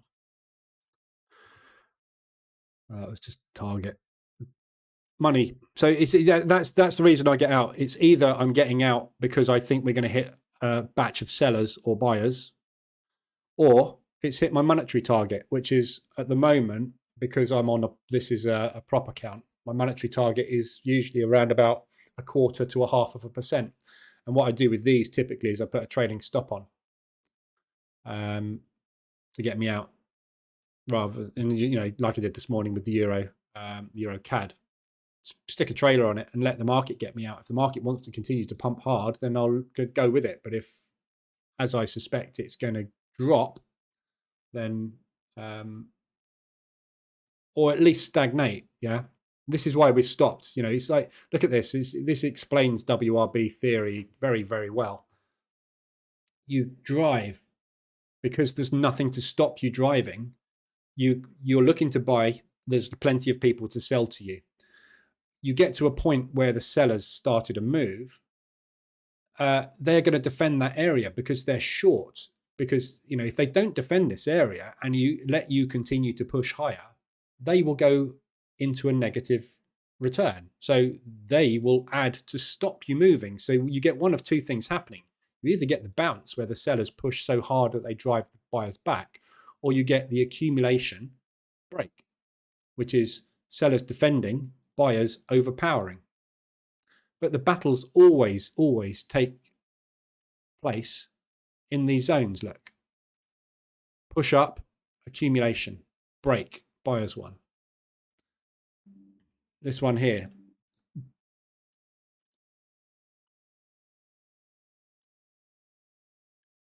You can't really see it. I need to, is that 15 as well? Yeah. So again, this is a 15, but look, we come flying down into it, bang, bang. Buyers buying it up, like pushing up, sellers pushing back. So the buyers, as soon as we hit this level, the buyers step in and go, nope, we're going long. And the sellers go, nope, we're stronger. They push back again, sellers push again. Buyers have a final push, sellers overwhelm them, slam through it. Now we've run out of steam. They've sold so hard into this, there's literally nobody left to buy to. They've all puked their orders, exited. So we now sit in what we call balance, waiting for one of those two to build a book far enough so that they can make a move. That spilled over into Asia, again, covered in the bootcamp. The guy from Asia passes to the guy in London, tells him which direction to go. The guy in London passes to the guy in New York, builds a book, tells him which way to go, passes it over to Asia and says, we're not ready yet, carries on building. Asia gets a book long enough so they can make money. Bang, they make the move. Propulsion starts. They will add to that position when they get down there, unless there's more sellers. It's just mechanics of how markets work for fruit and veg, for fish, Amazon, eBay, stock market, indices, Forex, whatever you want. A market consists of a buyer and a seller. If there's more of one, it goes up. If there's more of the other, it goes down. It's very, very, very, very simple concept. These are the battle zones. All we can see here is large institutional buying. We know that this is where the orders are sitting. That's literally the theory behind WRB. When they are caused off of news events, those are the most significant ones, which is what he teaches in his private teachings, because he takes people on, I think. But I mean, it's just, I do it all in here for free, but that's basically what he teaches, I believe, is how to trade them with a mechanical rule set but it's based around news. I can't remember the exact terminologies and things that he uses, but he doesn't position trade, so he uses a stop, which is fine. But a lot of these will fail. If you did a WRB buy there, you didn't win. I'd rather not lose, so I don't do that. So I got a short on there. So we got a short on that 4-hour liquidity run potentially. It's not holding, so next position will be taken at yesterday's high, unless obviously that comes down to there today. I will cover that EA in more detail when I've finished it, if I bother with it. I mean, I don't know. I've got a proof concept yet.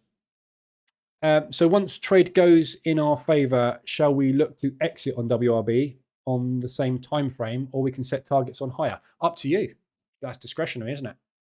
I will look at your comment, JC, in a minute. Up to you. So if you're entering on M5,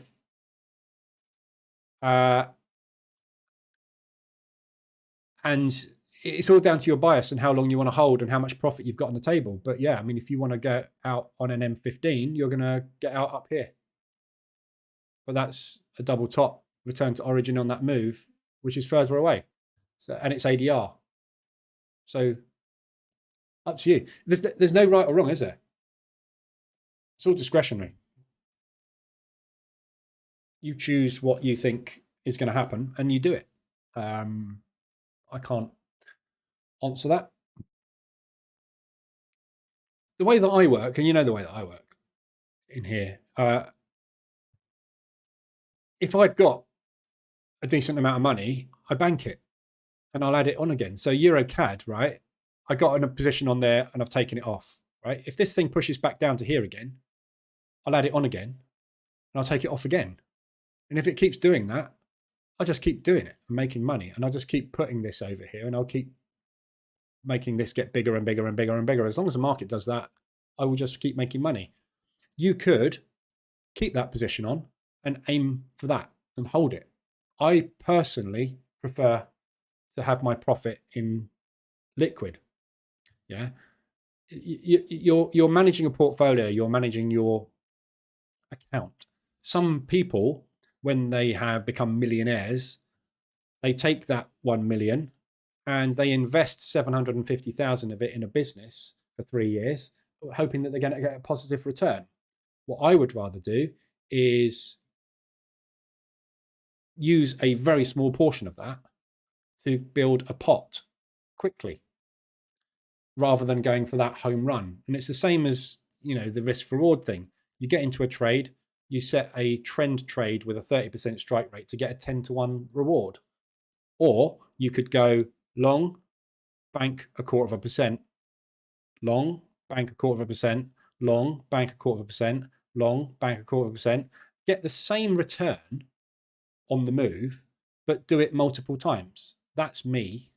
Some people are that. So when you're looking at targets, that's me. That could be you. There's no right or wrong. You will go through more pain and stress getting there than I will. That's the difference. I just am the sort of trader, I can't hold positions for a long time. And I identified that years ago, which is why I trade the way I trade. Because I'm not a holder. I can't bear holding trades for weeks. Looking at my, we went through my P&L, didn't we? Yes, this morning I looked at it quickly, but we went through it yesterday. We went through it last week. My average hold time is a day. I'm in and out. I can't do a day. I can't do more than a day. I'm the sort of person that when you put a large amount of money in front of me, that's why I'm circling this now, because I'm focused on this as this $500. or $450, whatever it is. Focused on putting it in the bank because I've got it. I want it. Give it. It's mine. I don't want it to disappear and then sit there for 3 days going, oh, I wish I'd have taken that EuroCAD long. And then it'll go up and it'll get me to where I want to be eventually. But I don't want to sit through the pain. I'd rather put it on again. I would rather this go here and become over $2,000 today, and then that go back to being $300 or $400 in drawdown, me adding another position on and it coming back up, and then me banking both of those together for maybe $100. Because I've just won multiple times, haven't I? It's that pleasure part of your brain that you can't manage as a trader. That's where everybody fails. And that's why the bootcamp is so good, I think, because it teaches people to eliminate the one thing that causes everybody pain in trading, and that is loss. If you eliminate loss and think of loss in a completely different way, you will stop losing. It's really simple to do. You just take away the thing that causes the loss, and then you manage the thing that makes you the money, which is your drawdown. This is the thing that makes you the money. If this is not red, you haven't got no risk on. If you have no risk on, you can't make money in the markets. Every time that goes red, don't put it here. Leave it. But when you get out, what holding does is causes you stress, because what you see is this going from $1,500 in drawdown to $200 in drawdown to 1,800 in drawdown to 700 in drawdown to 900 in drawdown to 100 in drawdown, while you're trying to get that glory hold. Oh, look at that, I got an ADR move. Whee! I'm not interested in ADR move. I'm interested in putting this over here so I can pay my mortgage.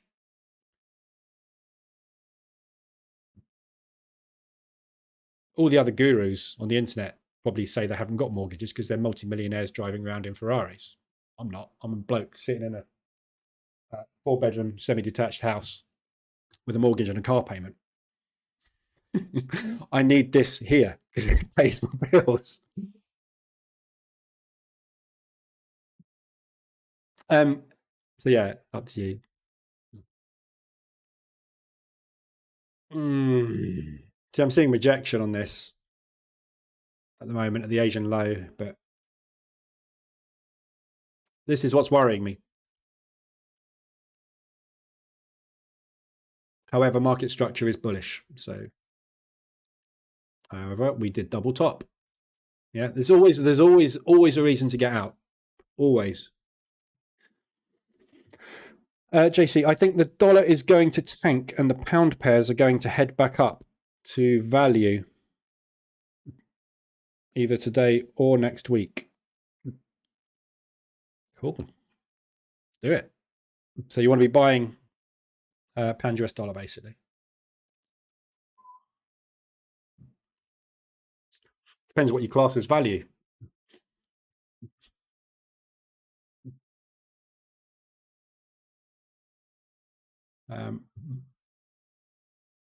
One thing I believe is there is no value. There is balance, which is an area of price that the market is happy to conduct transactions at. And there is price discovery, where the market tries to find a new area of balance, which tends to be, most of the time, a previous area of balance, which is what they call in futures footprint chart trading. Or you could call it all sorts of things, but there is no value in a non-tangible product. There is nothing here. You cannot have a value area, I don't think, in something that is not a tangible product. Gold has a value. It's a thing I can pick up and I can take anywhere and exchange it for the same value. The pound and US dollar has no value. It's driven by fundamental drivers like inflation, interest rates, unemployment, and things like that. It has a perceived value, and that's the price. But there's not a good place to buy or sell it based on, I don't think, a value. There's a value area in futures, which is basically outside of the sort of the bell curve, basically, isn't it? So that's your value area low and your value area high. Well, on this move, it would be sort of there.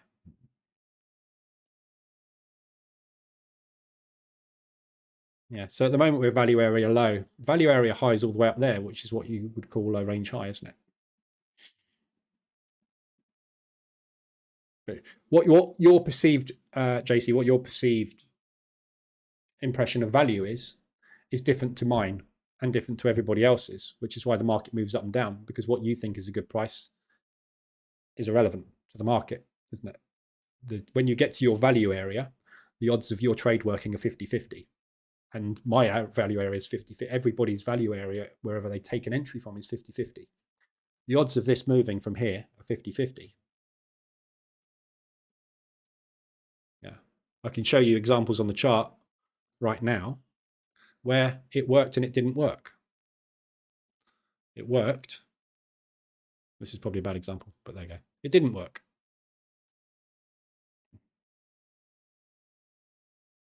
It worked. What's the odds here of it going up or down through time? Is it a value area? I think it's quite valuable there. I think the value of it is 1.22301 at the moment, but that's all I know. I don't know what a value area is, in FX. A value on a stock is a tangible. Well, it's not a tangible product, is it? But it's a product based on a price based on the net worth of a business. The difference in the currencies as an exchange rate is just a calculation. It's not a tangible value. I'd say the highs of yesterday is a good spot. Why though? Why is that? Why do you class that as a value area? It's just a resistance. It's not value. It's a double top. Area of supply, demand, support, resistance. It's an area of liquidity. But then a fib trader will say, that's a load of rubbish. And a market structure trader like myself will say that's a load of rubbish, because what that is an invalidation of market structure. A fib trader will tell you that the area of value is there at 100 to 125 ADR. Do you know what I mean? Everybody has a different perceived value of value, if you like. But the odds of every single one of those trades working is exactly the same. So it doesn't matter. If I hit the buy button now, my odds of that trade by the end of the day working are 50-50. Because by the end of the day, it will either be above or it will be below my price. So I'm either going to lose money or I'm going to win money. Those are my odds.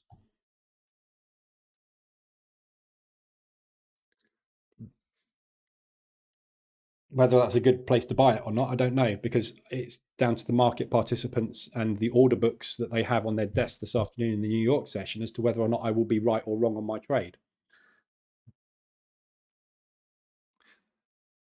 One thing you learn when you've been trading things like RSI, and specifically RSI is really good for teaching you this lesson. Taught me many, many, many times. It doesn't matter how many, Aussie New Zealand, prime example.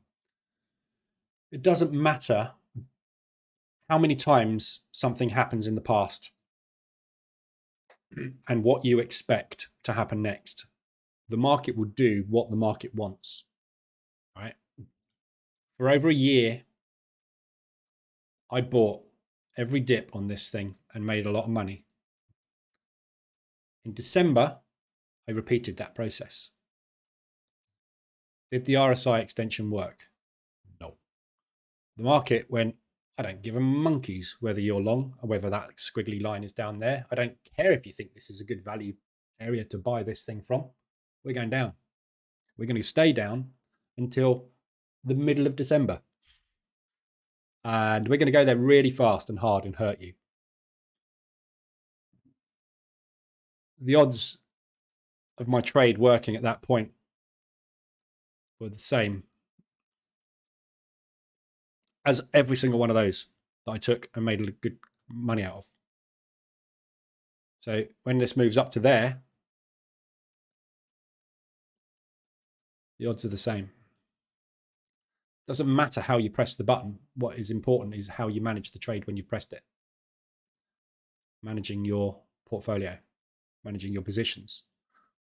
You have no control over the direction, but you have a control over where you hit the button. So if that, and that's what I say, this is my point, is what people perceive as a valuable area to get in. The market has no concept of it, because if the market wants to push higher at that level, because I come along and say I need to buy $200 million worth of Aussie dollar and sell all my New Zealand because I'm moving to Australia, that thing will go up. It's got nothing to do with that. And it's also got to do with where the sentiment and the liquidity lies. Yeah. So I mean, when you get to this area, I'm just using this as it doesn't matter which pair you look at. A resistance is a resistance. When you get to this area, if the market needs more liquidity, it will do that. If it doesn't need more liquidity when it gets there, it'll do that. So again, what the market conditions are for the 10 big banks at the time will also have a decision on what that makes. But if I hit the short button there, my job is literally to manage that position. If it goes up, I will then get out of the position at a later stage. If it goes down, I'll just get out of it faster. Yeah. When I got into the CAD Swiss, I was expecting it to go down. It didn't. So I got into the CAD Swiss, didn't go down. So I got in again and waited for it to go down. Now I can get out. Yeah. Whether I thought that was a good value place to sell or not, that was a stupid sell. That was a sentiment sell. So it's different strategy. But it doesn't matter, does it? Is that a good value area? No. What are my odds there? Doesn't matter. I took a trade bang in the middle of a range. Look, the odds of it working were 50-50. Always is. I think you're probably fairly new in here, aren't you? But you will hear me say this many times if you come back. The market does that. Literally, it goes up, it goes down, and it moves through time. Those are the only three constants we know and that we can use to our favor and our advantage. Other than that, we know nothing. That's partly why the opening range breakout strategy works so well. Yeah. Because we know one constant is going to be true at the open of the stock market. It is going to go up or it's going to go down over the session. So how can we take advantage of that? Well, if it goes down, we'll go short. We don't know where it's going to go, so we get out when we fancy it. Levels of support resistance. If it goes up, we go long. I have no clue which way it's going to go at the open. Yesterday's moves tell me nothing because I'm not yesterday, I'm now. And I'm at the hard right edge. Where's it going from here? I can guarantee you it's going to do one of those two things over the next X bars. That's the only constant I have. So my job is to press the button, manage my risk, and exit when I have a profit. I have no way of telling whether I should press that button or that button.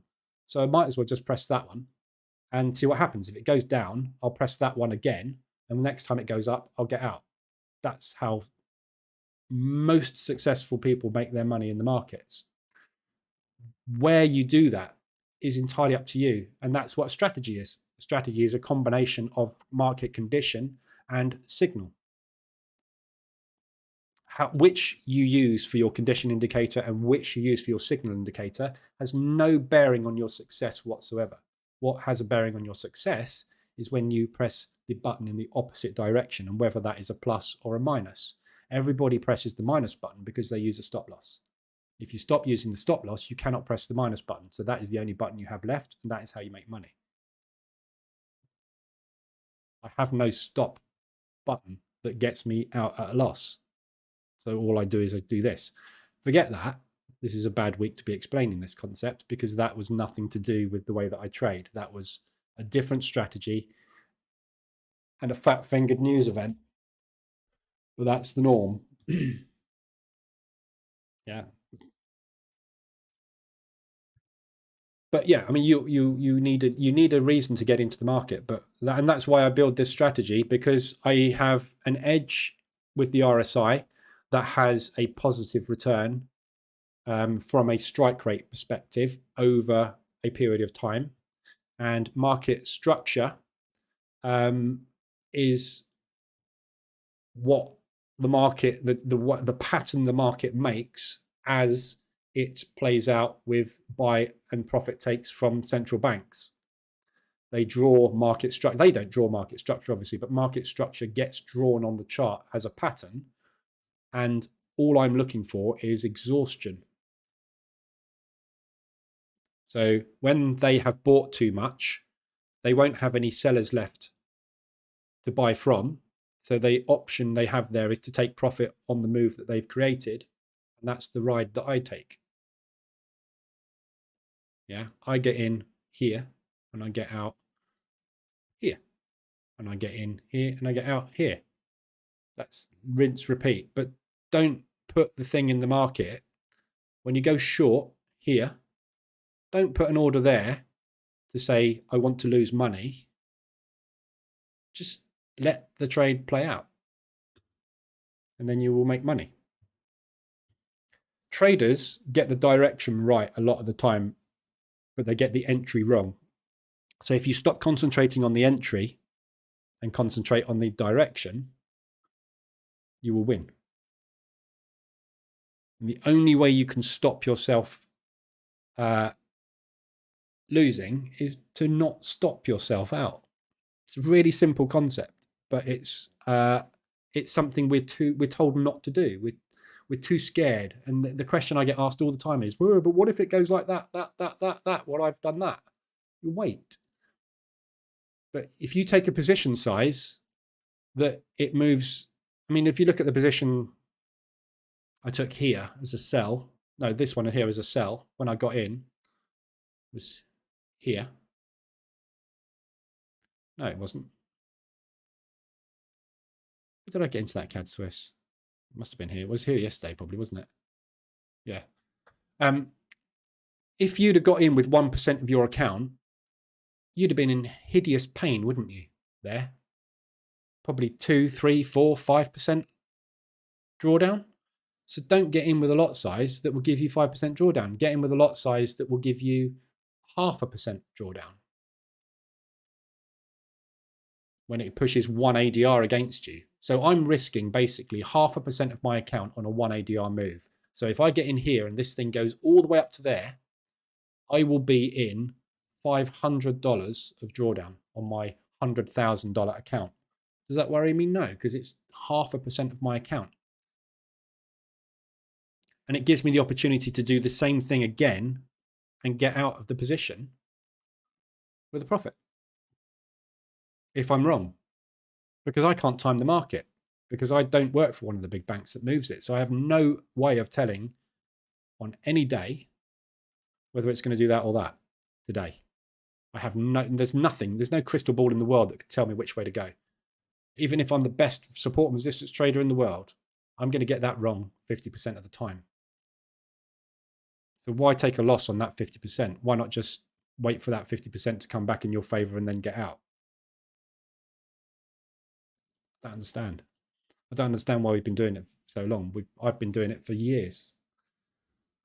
Well, I did do it for years, many years, trying to find that strategy that works in that condition. There isn't one, because the markets feed off of liquidity, and every strategy uses liquidity to lose money.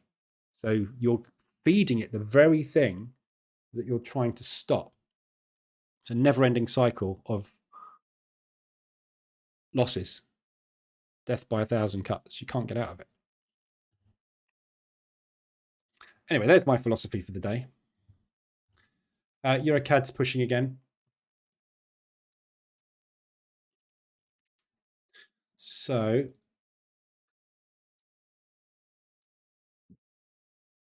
I think I might take this one off as well. When we get to potential resistance. Keisha, I think you make sense. Yeah, I do make sense. Go and watch the bootcamp if you haven't. It's on the website. It's on YouTube. So go to there it is. Look, it's on my YouTube channel, or it's on the website on here, wherever you want to go. But that's basically that in a nutshell. So you need an entry and exit. So I build tools for my strategy. So this indicator and an EA based on that indicator, which I'm trading on my VPS. So all I do is I have my VPS running my EA, and the EA basically just trades market structure breaks. And it keeps trading market structure breaks in line with whichever direction I want to go until it gets me out of those positions, or I close them. I prefer basically to do this part manually, but the EA can do all of this for you. But I don't do that. I prefer to do it myself because I'm the trader. But you need to watch the bootcamp before you try this, because you need to fully understand how to manage when things go wrong. Things will go wrong. You will get to a point where something will go into drawdown, and you need to be able to handle that. You need to do drawdown control on the account at some point. It will always happen. You can't get away from it because there is no strategy that will not go into bootcamp. Go into drawdown. But I only have two parts in my strategy. The only two parts I have are a market condition indicator, which I use the relative strength index for, and a signal indicator, which I use the market reverse alerts indicator for. So when the market condition is extended, a market structure signals me in. Market structure shift. So you can trade all of this manually. You can draw a market structure on your chart. You don't have to use that. You could use something else. You could use any indicator that gives you a signal to go long that's relatively good. The reason I like market structure is because market structure is confirmed strength, which obviously gives you an advantage because you have the market participants on your side. And the other thing you need is a bias. You need to know which way to go. So, not all RSI extensions are equal. RSI extensions to the upside, when we're trending long, are not as successful by a long shot. Much, much harder to make a success of a RSI extension to the downside, but in an uptrend, RSI extensions to the upside work very well. So you need something to give you a directional bias, like these, which I class as the institutional moving averages, which is the 24 and the 72 on the daily. However, you could use this scorecard on the website, which gives you the strongest buys and sells based on fundamentals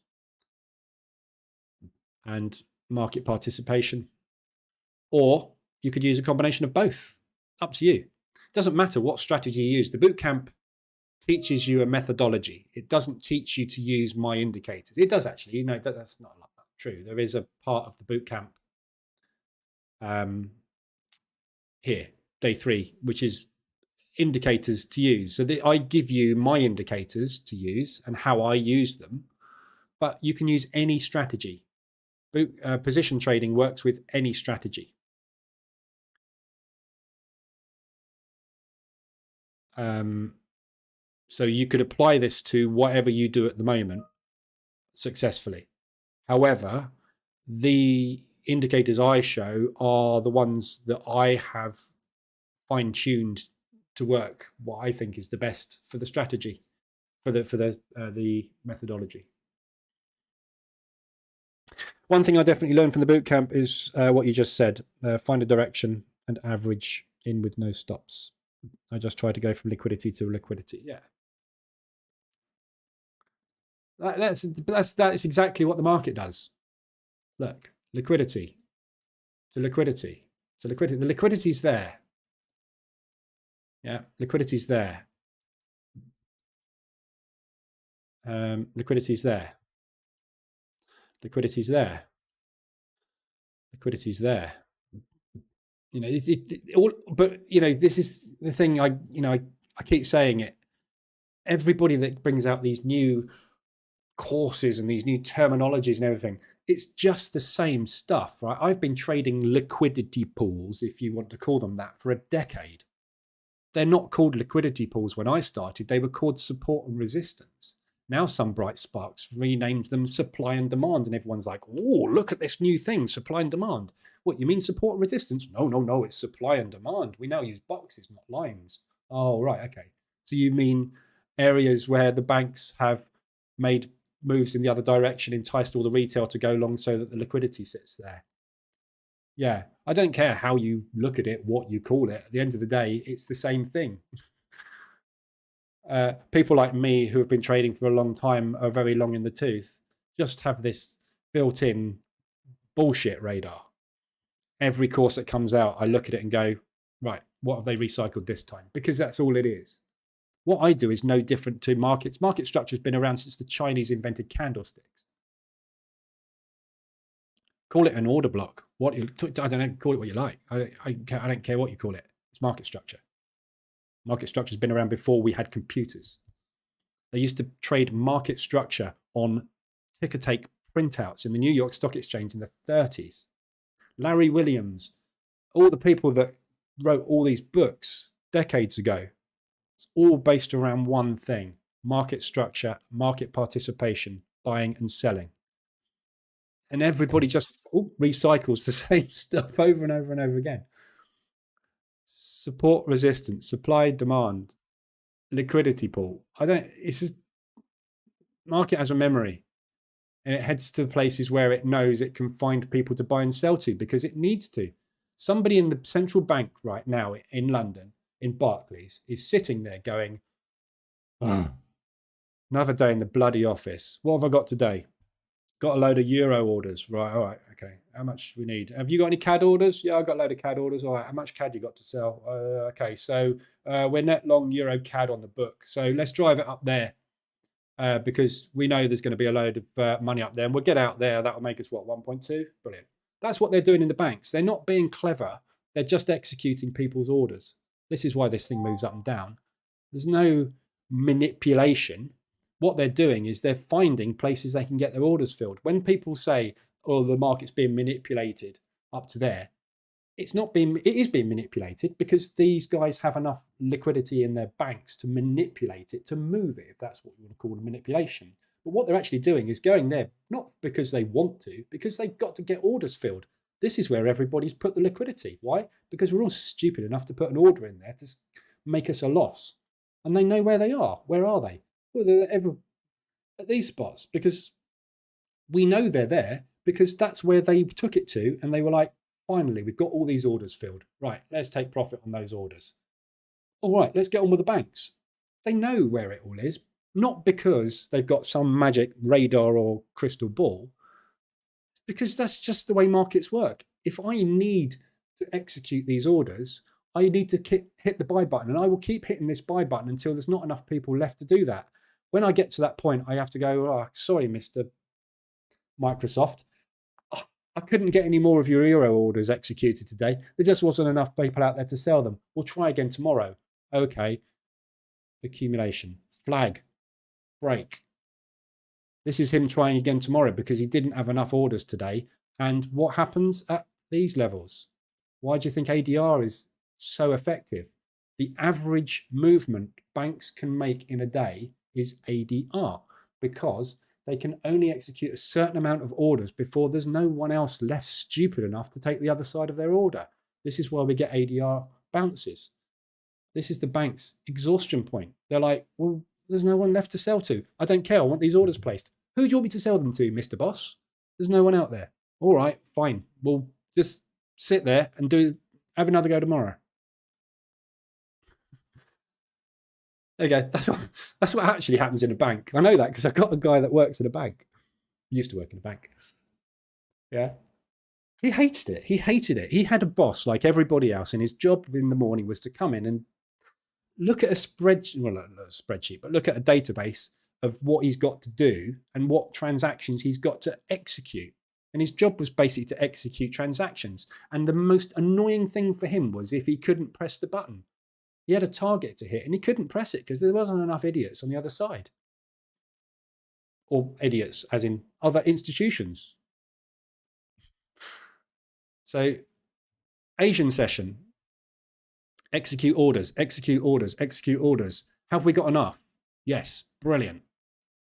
Move. Executing orders. Have we got enough? Yes, move. Execute orders. Have we got enough? Yes, move. Execute orders. Have we got enough? Yes, move. Execute orders. Have we got enough? Yes, move. That's what's going on under the hood on the desks, in the OTC desks at the bank. It's not magic. It's not rocket science. It's just life going on with huge multimillionaires wanting to push their cash around. I'm running to resistance on this EuroCAD while I've been waffling.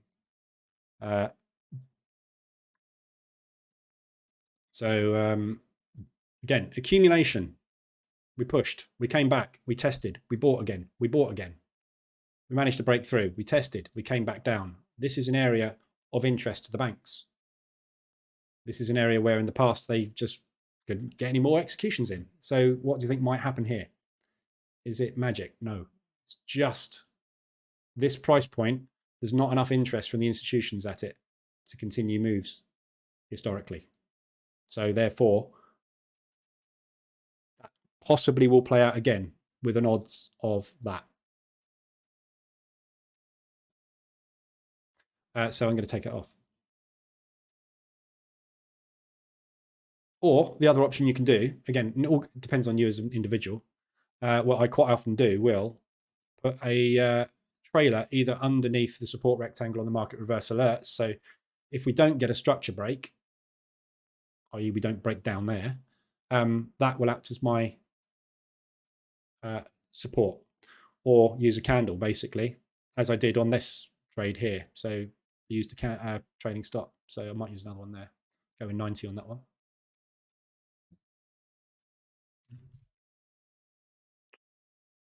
When it ticks, there we go. So that'll either get me out because what I think might happen happens. If I'm wrong about what happens, happy days. But what I don't know is what will happen. And as soon as people understand that concept, that you're out of control of the market and you can't do anything about it, you completely relax and go, oh, just hit the button. I know at some point it's going to go into profit. Can you get to the pound yen chart? I can. I'm not going through all the charts. So I'm not waffling in between going through an analysis of every pair. So for the stuff you want me to look at, let me know. Traders just like to package simple things into complicated packaging. Yeah, that's absolutely true. The problem educators in this industry have, the guys that make money out of educating, is coming up with new concepts. Stuff becomes popular and then it fades out. Why? Because it didn't make enough money for people because they couldn't execute it properly because they didn't understand the market. And it always comes down to this, that's the system hopping thing, isn't it? You understand, you learn a strategy, you try it, it works for a bit, and then it stops working. What you don't realize is you've got an amazing strategy with a long-term edge that's going to make you an absolute fortune. It's just that you had 4 lost trades in a row and you don't like it anymore, so you move on. That's what we do. We're looking for the thing that's going to make us millions, and it doesn't exist. Every strategy I come across, virtually every one, has an edge, has a long-term edge, but you won't let it play out. I won't let it play out. So stop doing it. Use the strategy you've got. It works. Just position trade the strategy rather than using a stop loss to get yourself out of the market with a loss. All of a sudden, your strategy becomes profitable. It's very, very simple. Pound yen. What do you want to know about the pound yen, Keisha? I'm undecided about the yen at the moment myself. So I'm going to draw on a resistance area as a block.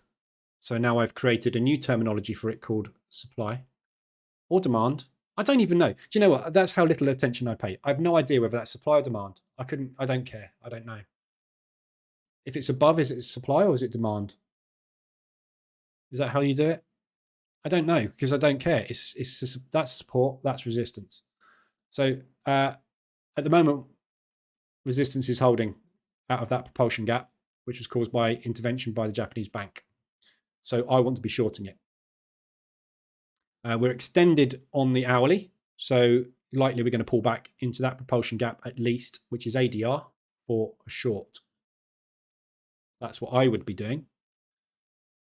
But if you want to take a long on it because of the RSI extension on the hourly and the 4 hourly, is it hourly and 4 hourly? Definitely been hourly, and it's definitely 4 hourly. So if you want to take the reversal, you had one there with a lovely retest forming that nice W reversal. I would trade it back up into that propulsion area. Exactly the same as the euro yen. So I've just done this exact analysis on the euro yen. Pretty much, look. Same analysis as the euro yen I did a minute ago.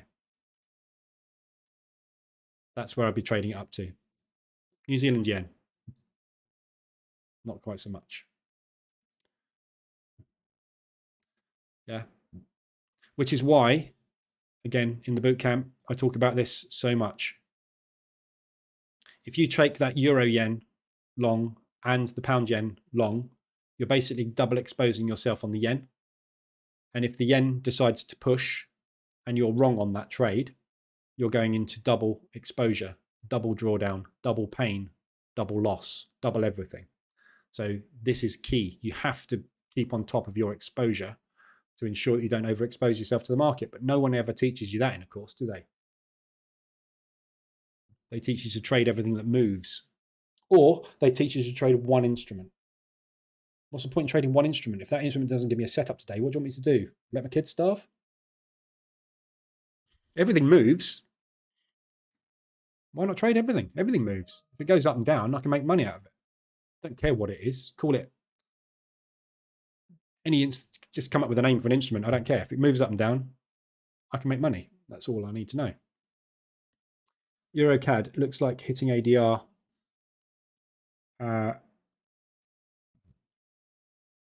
Miles off yet. Well, not far off, but yeah, I mean, I think, you're saying it looks like it will hit ADR. Yeah, it's got a good chance today. Parabolic move. However, parabolic moves get extended and tired, and then they have to stop.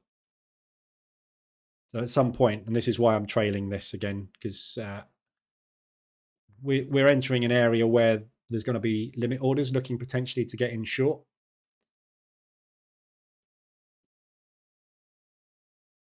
That's really the key to trading, isn't it? Whenever you hit the buy button, and again, this is what I cover in the bootcamp, not in much detail, but whenever you hit the buy button, wherever you hit it, you have to have a direction, a location that you are going to exit that trade. Forget stops, right? Every time you take a trade, the only thing you can do is hit the button and place a TP. If you can't get into that trade with a logical place for a TP, don't place the trade. That's the thing. So if I'm going to go short on EuroCAD now, let's say I want to flip and go short. My TP is going there because it's logical, because there are going to be limit orders in the market there. I know there's limit orders there because that's where they started the move. So if they're going to add into the move, they will have limit orders ready to trigger so that sellers, when they hit that level, get rejected. The same is true of that. Banks, institutions, and retail traders place limit orders at yesterday's high and yesterday's low. That is why yesterday's high and yesterday's low become a self-fulfilling prophecy, because we're all doing the same thing. And if everybody does the same thing at the same time, it will happen. It's the sheep mentality, following the herd. We all do the same thing. That's why selling at yesterday's high and buying at yesterday's low is so successful. What isn't successful is people selling at yesterday's high, placing a stop loss there, going down, coming up, stopping out, and then going the way they went. What has got that trade wrong? Not the trader. The trader was absolutely spot on. It came down from yesterday's high. That's the thing that made you unsuccessful. Remove that, and that yesterday's high trade that went into drawdown by X pips made you money. Take any strategy or any EA, remove the stop loss and get it to take continuous signals. It will suddenly become profitable in unprofitable conditions. And it will, and as I say, that's the target 1. That is target 2. If it doesn't do that, i.e. form a M pattern reversal to the downside, it will do an M pattern reversal to the upside. Can't draw that because it's off the top of the screen. Yeah, so we go an M pattern reversal to the downside, or an M pattern reversal to the upside. Those are your reversal patterns in market structure. One of those two. The other one is an M pattern reversal double top. There's only 3 ways a market can reverse at support and resistance. Those 3, that one, or that one. What happens when you take that trade is you have no clue which of those is going to play out. So stop trying to guess where to put the thing that makes you the loss. Just don't use the thing that makes you the loss and wait for the reversal to happen.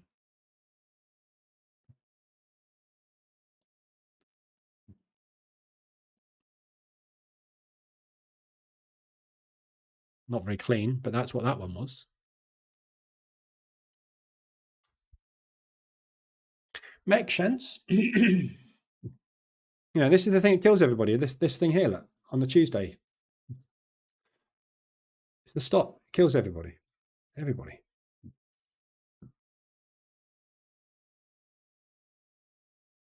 Short. Stop. Stopped out.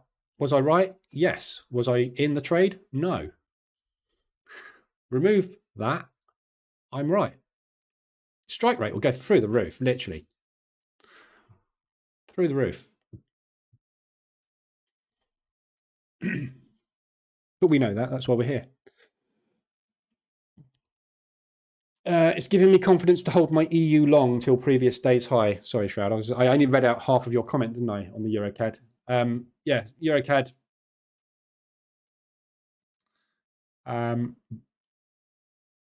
Again, you're kind of advanced thinking, but yeah, the fact that we've got so much movement to ADR on Euro US dollar, if we are going to get a pump on that today, obviously. Looking at all the others, when the euro pound hits that level, we're going to find that. So people are going to start selling the euro. When they start selling the euro, that will have an impact on every euro pair, obviously. So the euro CAD will start to drop. This is why I used to trade. When I used to trade with 6 monitors, and I had each major on each monitor. So I had every cross. So a little bit like in my historical retail. So I had a monitor for the US dollar. And the US dollar had every US dollar cross on it. So I could instantly see every level of importance on every US dollar pair. And if we were trading down here, for example, and every single US pair had a strong resistance up there, and none of them were anywhere near that resistance, it would tell me that I can take a long on every single one of those because all of them have got loads of room. So no one's really going to start selling the US dollar until we hit a major level on one of the majors. So it gives you the confidence to doing multiple instrument analysis, gives you the confidence to know whether or not you've got legs in the trade that you're in. And that's why you see me every now and again, if we see a big strong move in something, I go, right, is that the euro or is that whatever? So if we're looking at the euro CAD, this is pumping. So is this the euro pumping or is this the Canadian dollar dropping? Need to find out. So the euro's up, euro's up, euro's up, euro's up. Yeah, euros. So I'd say that's euro strength, not Canadian dollar weakness. Flick through the CAD pairs. It's a mixture of both. That's why the euro CAD is moving so well, because the Canadian dollar is weak as well. US dollar CAD will be pumping. Yeah. Very useful multi instrument analysis.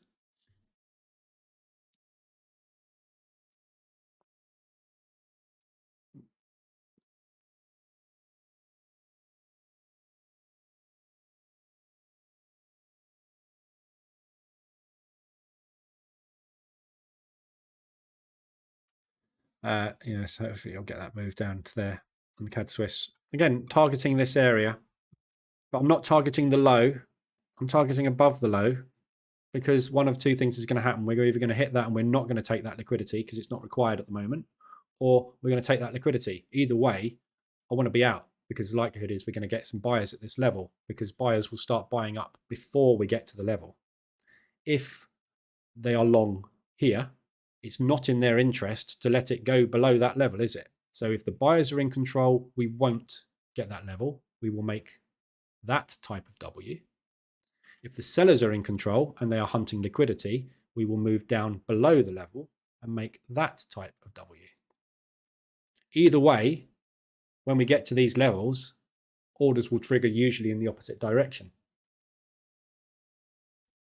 Or we get the double bottom, which is basically just a lucky hit. Double bottoms don't happen that often to the pip, do they? But obviously the spread will quite often take out people who have put it on the low. I don't know why people do that. I don't know who taught me that, what course it was, but put your stop at the low or just under the low. But how far? This is what all the hindsight charts tell you, isn't it? Look at that. If you'd have got in short on that there, and you'd have used a 25 pip stop, you would have gone into a little bit of drawdown, but the trade would have played out. And then the next one they show, you needed to have a 35 pip stop, and the trade would have played out beautifully. Well, what is it, 25 or 35? Make your mind up, changes every 5 minutes. Well, that's because I need it to look good on the chart, otherwise you won't buy my course. Oh, such a cynical bugger. Right, I'm going to leave it there. I'm coming back early today at 1:20. So I'm coming back on for the unemployment rate to see what happens. So expecting some decent movement. Plan for this afternoon for unemployment. Pound US dollar is the safest thing probably to trade. US dollar CAD, either or. So one of those two is more likely going to go stronger than the rest. Retail aren't really sitting any direction on the US at the minute. So pound US and US CAD, if you want to get into a trade ahead of the news. So what I tend to like to do ahead of unemployment figures and things like that is try and get into a position early. So get into a position now with a bias and try and get yourself into profit so that you can do a break-even stop. And with unemployment figures, non-farm payroll, what we tend to get is either that and everybody just gets murdered, or we get bang, bang. They make a move based on the recent fundamentals, i.e. FOMC on Wednesday. And if that happens, you don't get that pullback whipsaw stop out. You just go. That makes you a lot of money. So if you can build a position on the US in any direction ahead of the news, I have literally got no exposure on. Gold is the only thing I've got on at the moment. So I'm exposed on the US as far as gold is concerned. That's it. So if you can get that ahead of the news, obviously you can go basically with a no risk trade at the news and either make an absolute fortune or not. But what I might try and do this afternoon as an experiment with very low risk is to straddle the ORB EA on the news. So I will take whatever range we've got prior to the news and use that as a straddle trade and see if I can get a break. That's what I tried to do on FOMC. Didn't work. That's the danger of trying to trade news. But every, 3 or 4 releases, you'll get one that just 200 ADR and you just make an absolute killing. This is an evaluation account, stage 2. So I'm quite up for making a killing and making it as stress-free as possible, basically, but won't do it with my own money. So that's the plan really this afternoon. So I'm just going to look at where the markets are. The other option you've got obviously is trading NASDAQ. So the NASDAQ, the S&P and the Dow Jones will all move dramatically off of the unemployment figures and in the opposite direction of whatever the US dollar does. So you can obviously trade the NAS, which has had a fair old move this morning, isn't it? Look at that. NASDAQ, 925. Bang. Oh, what's happening with DAX? Might be coming back to... I'm coming close to the opening range. So this is the area on the DAX that I said about I'd be interested in shorting. Got a 3-bar reversal just gone in there.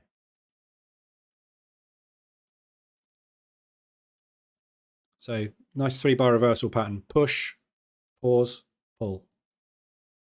We haven't managed to break that low though. So for me now, pending order under that low. So if you get in and jump over to the 15-minute chart, pending order, sell stop under that low. If this propulsion gap is where we are actually going to find sellers. So if this is a legitimate move to the downside today, this is where we'll find the ads. That's where I'd get in.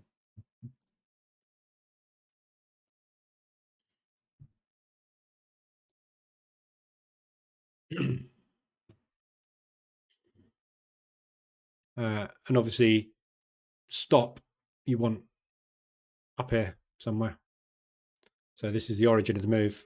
So if this is a sell move, the participants in this sell move will want this not to go any higher really, because obviously at that level they become negative and they will puke their orders and will get a pop. So the sell players back into the propulsion gap, short it, stop above there, and then obviously that would be a target. Or if you're feeling brave, obviously run down. But unlikely we're going to get that move until New York, because obviously the market's not going to want to do an awful lot until New York now, because they want to know what the news is. Okay, so that's it for me this morning. Anything you need, let me know. I will be in the Telegram group. I'll be back at 1:20. We'll trade non-farm payroll or unemployment figures, and see what happens. If it's really, really volatile and mental, I'll probably just stay on until the New York Open. So I'll do an extra hour. If it's quiet and nothing much happens, which also is the other thing that happens on non-farm payroll sometimes, then I'll just stop the stream and we'll come back at 2:20 and do the New York Open. But the New York Open is very difficult after non-farm payroll because you've got an hour of utterly ludicrous movement. And by the time we actually get to the New York Open, quite often the market is exhausted. We don't really get much movement. So I'm going to watch the ORBs this afternoon and reduce risk on them, just because we're potentially going to have a quiet one. So I don't want to be too aggressive this afternoon. But we'll see. It is Friday as well. We get a lot of sell-off moves on a Friday too. So like I say, I ain't got a clue. It's going to go up or down. I don't know. One or the other. Robbie, are you tell us why 3-bar reversal is not working now?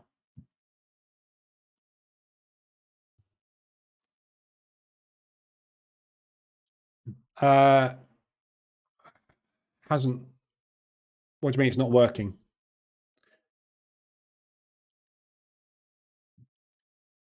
It's there. It's that pattern of those 3 candles, which is a reversal pattern.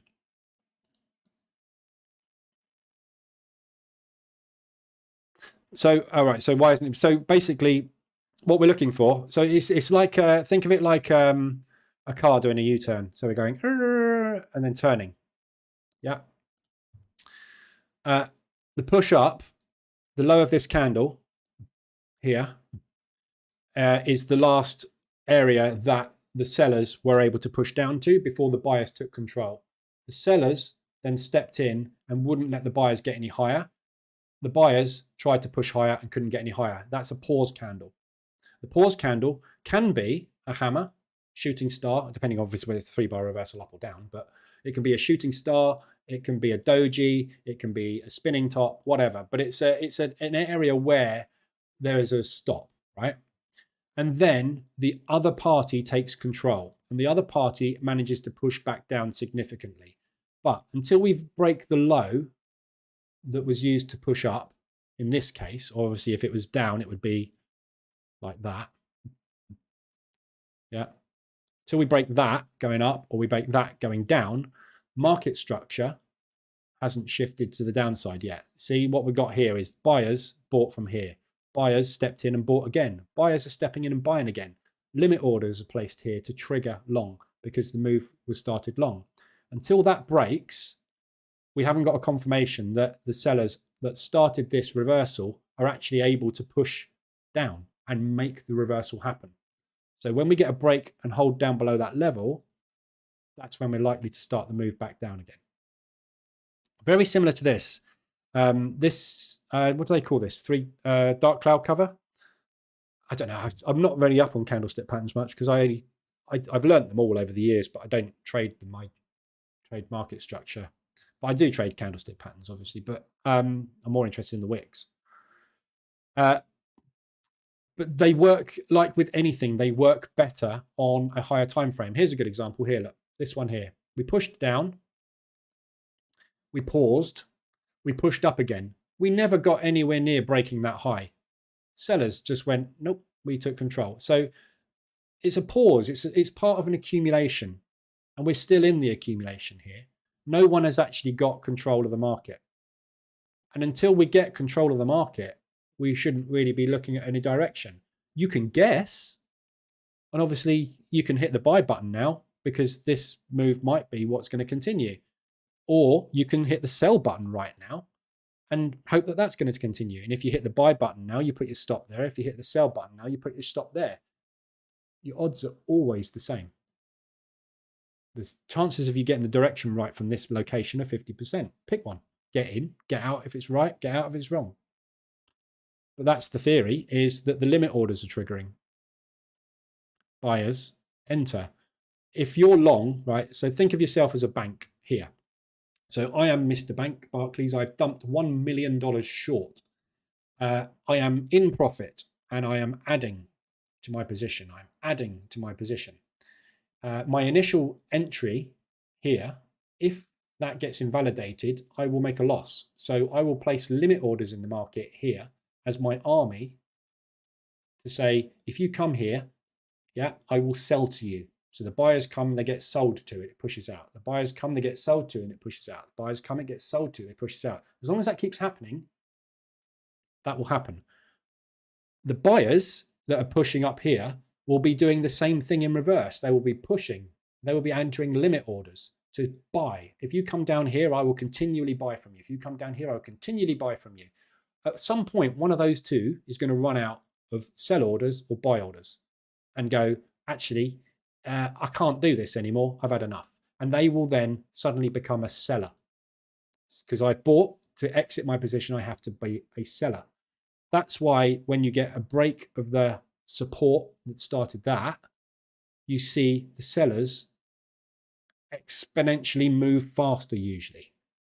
Reason is because everybody that was a buyer here is puking. Here we go. They're puking their orders. So this is everybody there going, no, didn't work. I'm exiting with a loss. So now that is a short signal.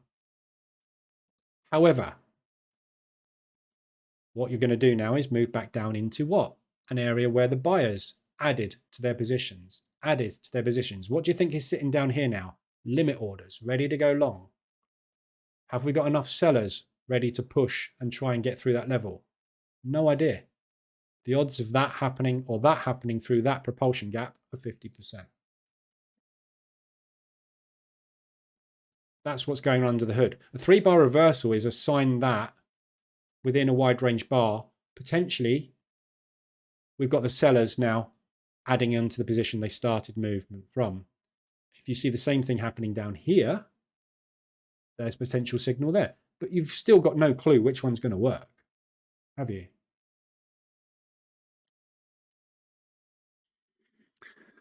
Break means closure below the range. Yeah. Close below the candle.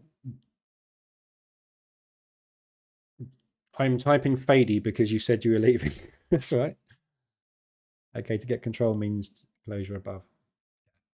Right, basically, with price action analysis, all you're looking at with price action analysis is the wicks. Yeah, the highs and the lows. So here we had a down candle, yeah, which broke that low and that low. A lot of selling. Okay, so now I'm going to pay attention. Do I need to be short? We made a lower high and a lower low. Again, sellers in control, but buyers actually quite strong because we've got a bull candle. So I don't know. So I'll have a look at that level and the high of that candle. Now what we got was a higher high and a higher low. There's a higher high than that one and a higher low than that one, which means the bulls are in control. The bulls have now completely undone that move. Yeah, so I would go long. Until I see signs that the sellers may be taking control. We made so from here, we made a higher high, a higher low. Then we made a lower high, a lower low. Then we made a higher high, a higher low, a higher high, a higher low, an outside bar. So the sellers here actually managed to make a lower low, but the buyers pushed back and made a higher high. So we know there's a fight. Then we move on to the next candle, a higher high and a higher low, no direction. We couldn't break back above. Then we suddenly get a lower high and a lower low, signaling that the sellers may be taking control. This is the level the buyers pushed from to make the outside bar. So when we break that level and hold below it, yeah, which we're not doing, we have no clue as to who's in control, do we? So the sellers have not taken control of this level because the buyers are still buying. Some of them exited, but some of them added back in. These are, you know, on a tick by tick level, that's what's going on in the market. That's what's happening. There's a battle going on here. The reason the battle's going on is because we had a large move this morning and the banks are trying to hold it down. But there's obviously participants that want to push it back up again. Who has, which of these, there's 10 banks doing this, 10 major banks that move the market with the vast majority of the transactions that happen throughout the day. If you've got 5 of them executing longs, 5 of them executing shorts, you'll get what's called a rotation day in the markets. Again, this is all covered on the ORB strategy. So if you go to the strategies page on the website and look at the opening range breakout, there's 2 types of day that you get. You get a trend day where we have one market participant in control for the day, or we get a rotation day or parabolic day where that's usually news. That's what we've had for a couple of days. Or we get a rotation day where there's just, you know, we push down, then the buyers take control, then the sellers take control, the buyers take control, the sellers take control. So this is a rotation day. We don't get anywhere. On a daily chart, you will see a rotation day looking something like that. We had to go there, we had to go there. We come back to a balance, which is where we're happy to transact. So that's what you're going to find. This is playing out on a bar by bar basis. This is a rotation part of the session where no one's got enough money now to move. All the sellers have dumped their load and they've had enough. Now they're now taking either profit on their position or literally the buyers are saying, right, let's get back in the market, boys. But they're going to run into a hurdle. And this is what the propulsion gaps show you, where these guys are playing. So that's where I'm interested. Where are we playing? So if I think, and you know, the decision you make as a trader is, and very simple, isn't it? Am I a buyer or am I a seller? That's your decision. There's a coin flip as to whether you're right, 50-50. But your decision is, where do I want to call heads or tails? If I'm going to call tails, right? Who am I going to be on board with? These guys. So what I want to do is get in when they start selling. Where are they likely to sell? Here. If I am calling heads, I'm a buyer. I want to get in with the buyers. Where are the buyers? They're sitting here. So that's where I want to buy when we pull back into a buy zone or sell from a sell zone. Yeah. If the buyers take control and I still fancy being a seller, that's the last time they started to move from there. So that's probably a good spot. This shows you where they are, the wide range bar. Market structure shows you who's taken control. That's what the reverse alerts indicator does. So that shows you control has been bought back by the buyers. So at the moment we're long. So if you want to get on board with the buyers, i.e. you've got a trend going up, you've got an RSI extension to the downside and you think, yeah, I want to be a buyer, wait for a reversal alert, which is a confirmation. And that is a very simplistic form of market structure break. The lows of the structure have broken. And that's on a 5-minute candle by candle basis, which is really hard way to trade. Because you are literally on 5-minute chart, you're trading chop. You can see it's chop. Sometimes we make lower highs and lower lows. Sometimes we do the same thing again. Now we're making a higher high and a higher low. Doesn't help anybody, does it? All it's doing is going sideways. It's going sideways by little bit that, little bit that, little bit that, little bit that, which is why all the most successful traders trade on the hourly and the 4-hour charts, which is what I concentrate on. But there are certain strategies that work on lower time frames, but these strategies that use on M5 have to be based on momentum, and you cannot have a bias, because if you're short, that's going to happen at some point. You're going to be wrong because every trend comes to an end and the market mean reverts 80% of the time. 80% of the time, the market spends its time in mean reversion. 20% of the time, it spends its time trending, which is why you will see when you look at higher time frame charts, yeah, people call this a trend to the upside, which is true there. But this is actually range. We haven't gone anywhere. We pushed up to a high on the 9th of December. We haven't gone any higher than that. We're on the 2nd of February now. This is range. Spends most of its time doing that. But you, on a 5-minute chart, that thing will change like daily. You know, everyone will say, oh, you only want to take shorts here. That's fine. Do that. So get on board with the sellers. If that's your bag, just do that. If you want to mean revert, buy all those dips. No right or wrong. Those are your odds. Whether you're a trend trader, you're selling, you're buying, whatever. And this is, you know, I've been in the live room many times and I've said, I'm short on the DAX. Someone else has gone, I'm long on the DAX. We both come out of it with a win at the end of the day because neither of us use stop losses. So we don't give the market on money. We just take the money when it's in our favor. Coin flip. Yeah, you can do, there's a university study. I'm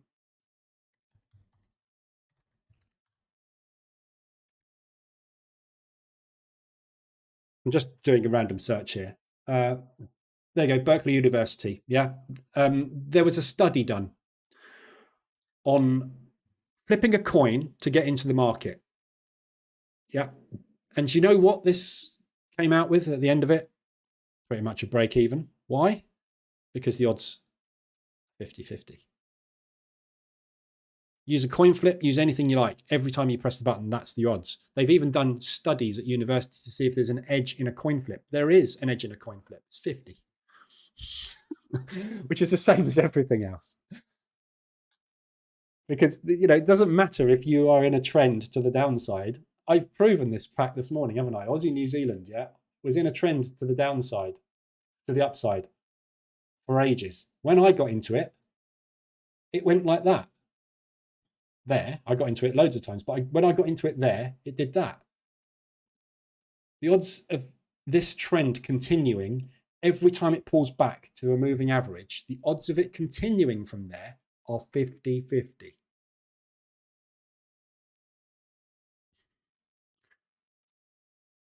Everyone's like, well, I get into trends because every trend pullback works. No, it doesn't.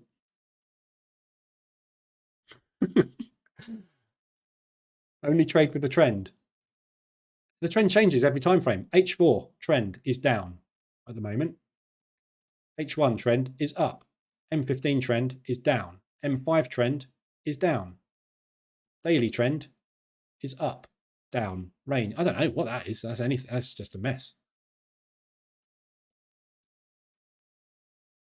It's different every time you look at it. So forget trend. Odds. Focus on what could happen next, not what's happened in the past. What's happened yesterday on the DAX? I don't know what happened yesterday on the DAX.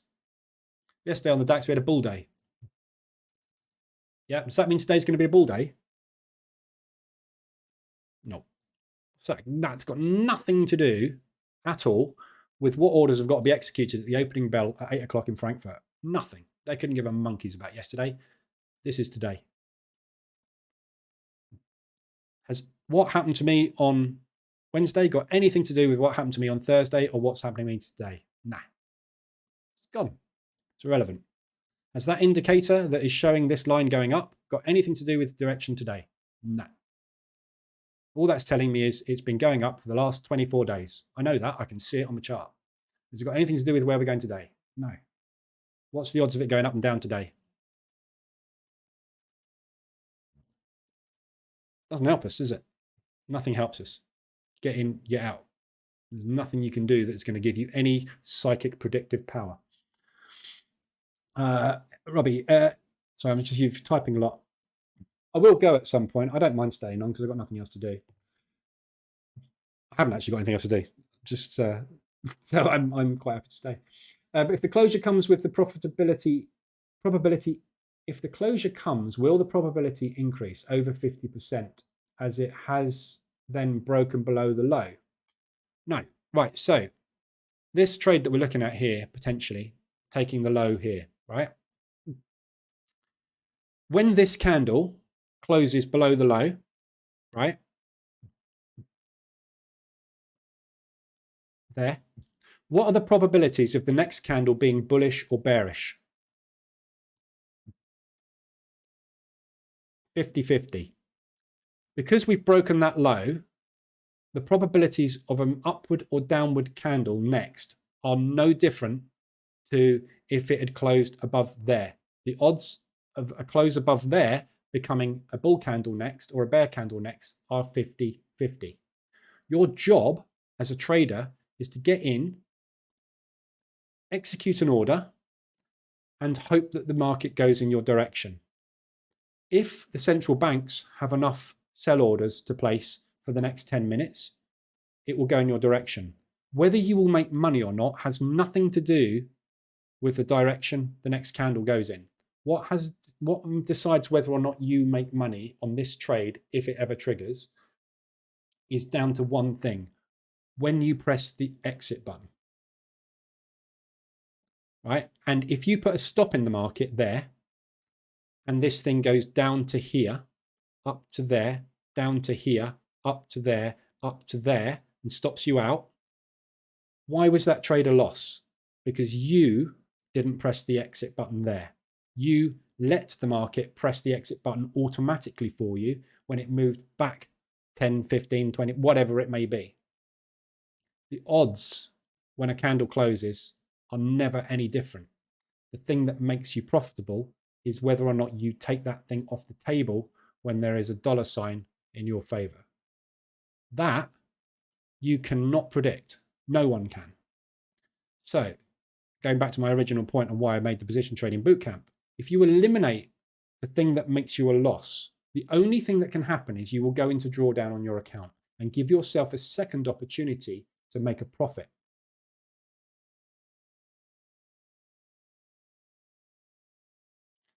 Lethal. Everything you've said is incorrect. Exactly. It's all wrong. Totally wrong. Can you make money by just trading bar by bar? Yeah, you can. Of course you can. That's all I do. I trade bar by bar.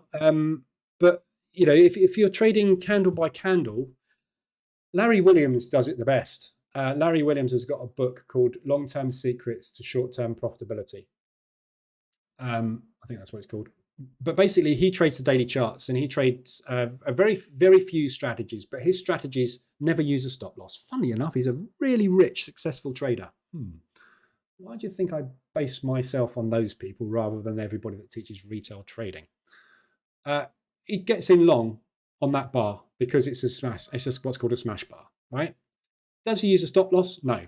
If price then moves down against him, he goes in again. If price moves down against him, he goes in again. When price moves up and there's a profit take move, he exits with a profit. He trades bar by bar. What I've just described to you there is on a candle by candle basis on a 5-minute chart, which is a lot more random than a daily movement. Yeah, so it's yes, you can make money bar by bar, but it's a lot more difficult. You're better waiting, just getting into the market, yeah, and look at your P&L every now and again and bank stuff. I've just banked more. So what did I bank there? Pound Swiss. Whoops, one month. Okay, so I TP'd on Pound Swiss in the end. Out of Pound Swiss. Euro CAD, just got out of that on a trailer. So CAD exposure, Euro CAD, CAD Swiss. I'm going to close that second Euro CAD out as well and just turn the EA off on Euro CAD for the minute.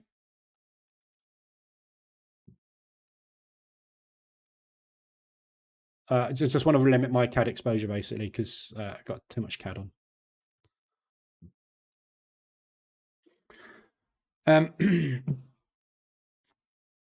So 1 hour, 4 hour bar by bar analysis is more profitable. Yeah, so higher time frames are obviously better because you've got less chop. But you're going to need to wait longer for profit, aren't you? So when I trade on 5-minute and I scalp on 5-minute, I make money very, very quickly. Look at that today. A lot of that today was made on the DAX. So I made $700 there and I made 300, 600.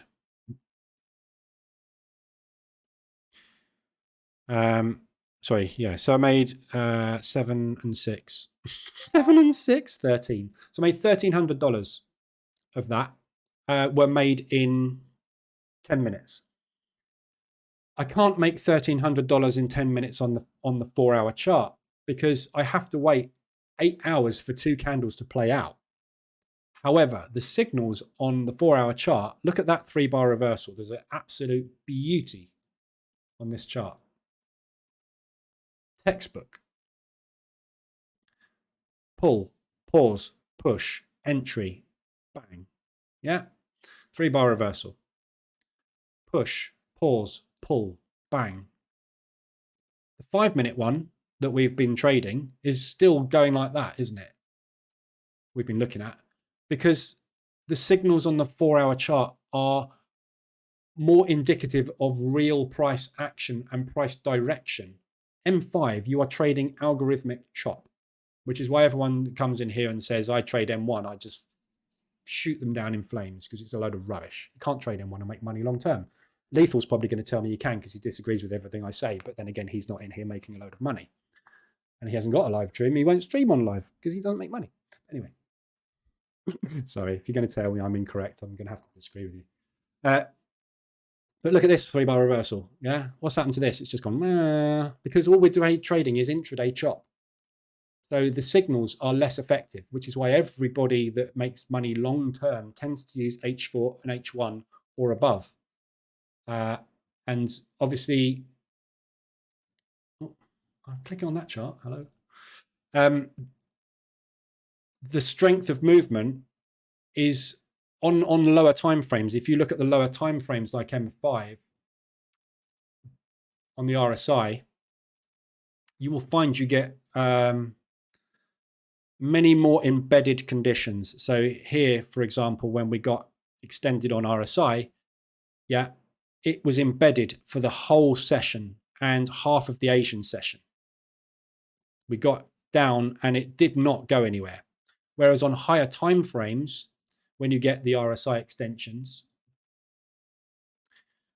you tend to get a lot less of that embedding and a much bigger bounce. So what the best thing to do is, even if it is going to stay moving in that direction, you will get an intraday bounce. So if you use the 4-hour RSI to enter on a lower time frame, you can get a really good entry and exit quickly, which is what I teach in the bootcamp. 4-hour H4, M15, H1, M5. So you use a higher time frame to find the market condition. You use a lower time frame to take a signal entry, which is quick. Yeah. But if you're wrong, you just scale into the position and get out when you can.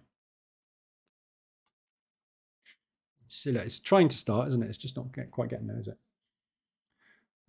But yeah, lethal. So I'm getting onto your comment. Everything you've ever said is incorrect. So let me know why you think it is. I don't know how long you've been in here, but go. I don't know if you. I've been trading and streaming for 2 years. If everything I've said is incorrect, why do I continuously make money and why am I still here? You'll have to let me know. Are you a profitable trader even after 50% flip chance? Yeah. Because I don't let the market kill me with a stop loss. That's the difference. It's the only difference. I'm not right. I'm really, really wrong all the time. Look, Swiss yen, I'm totally wrong. This is where Lethal pops in and goes, yeah, look, he's crap. I'm totally wrong on my entry. I got in long there somewhere. I got in there. I was wrong. It came down, moved up sideways, came down yesterday. So I got in again yesterday. And so far today, I'm proved wrong again. Does that mean that I'm going to make a loss on this trade? I don't know yet. But what I do know is there's a load of limit orders sitting down here in this range. And the fact that I got in here was incorrect. And the fact that I got in here so far is incorrect. So I will try again down here and see if I'm correct. When I am correct, I will get out of the position and bank money. So I'm incorrect a lot of the time. I totally admit it. Reason being is because I'm not a very good trader. So if I can eliminate the losses as a poor trader and make 6 figures a year, everyone can. They just have to change their mindset, surely. I'm not special, am I? If I was special, I'd be showing you a load of profitable trades. I'm not showing you a load of profitable trades. I'm showing you a load of profit made with poor entries, but then that's because I'm not psychic. If I was psychic, I would be able to know which direction the market's going. When it gets to that level, I would be able to tell you with a very high certainty whether or not it's going to go up and down. I can't do that because the odds aren't in my favor because I've only got a 50-50 chance. And it's very difficult to make money on a coin flip, isn't it? What was your trade idea on the DAX today? So on the DAX, the trade was an opening range breakout. Again, it's this strategy. Yeah. So I trade with the EA. So I built an EA to auto trade the strategy for me, which is the opening range breakout strategy, ORB EA. So this auto trades this strategy every day. So there's multiple variations on the strategy, but I'm using the 5-minute pre-market opening range break. So this is the Frankfurt Open every day without fail. It goes mental at 8 o'clock because that's when the bell rings. So I take the 15-minute range and I go with whichever way the direction is. Today it went short, so I got out in 15, 20 minutes. I got out in less than 5 minutes with $700. And then I took another 300 off there, and then I took another 300 off there.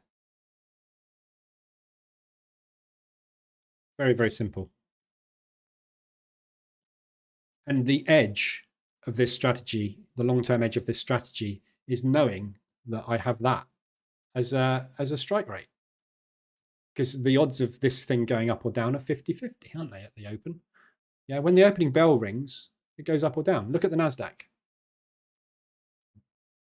So yesterday's NASDAQ trades wasn't a very good day yesterday. But where are we? Where are you? Where the hell? There. So this is yesterday's open. That's the NASDAQ open there. So yesterday it took 5, 10, 15, 20, 25, 30, 35, 40, 45, 50. It took an hour yesterday to actually decide where to go.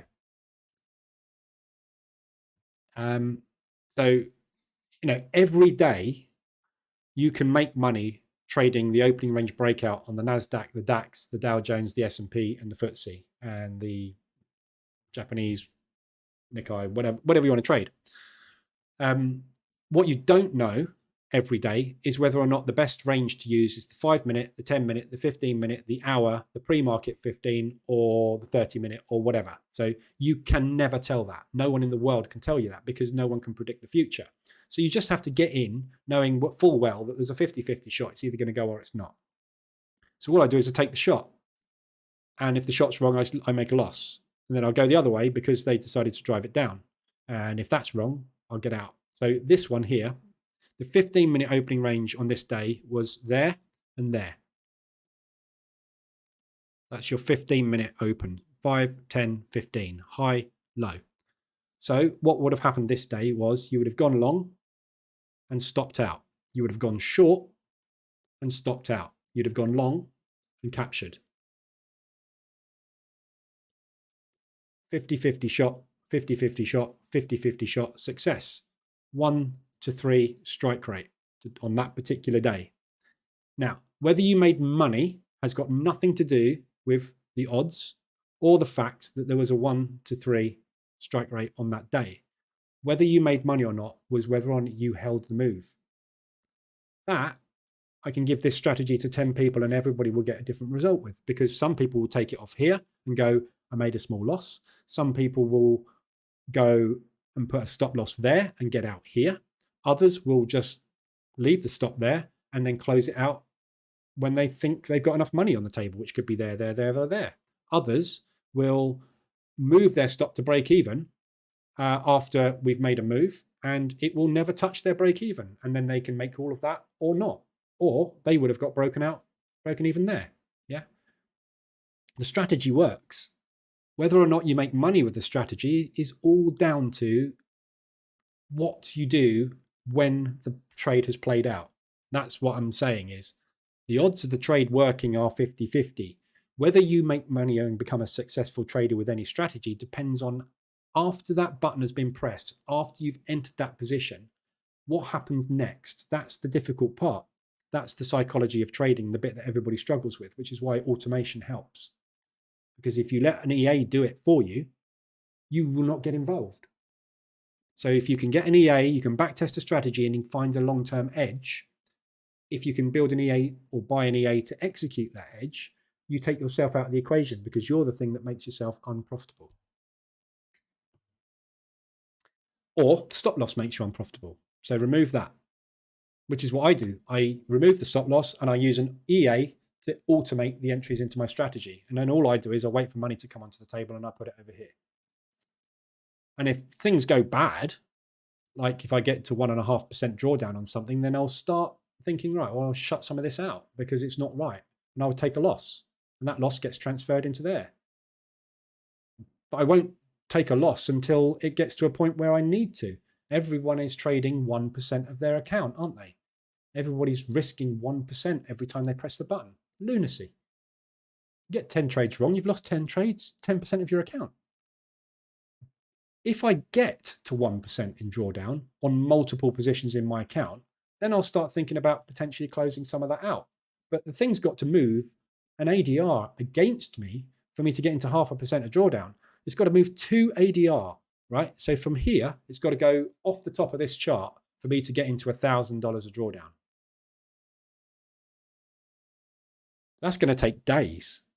So I will sit here and wait for the market to move up and down, and I will just keep taking money out of it.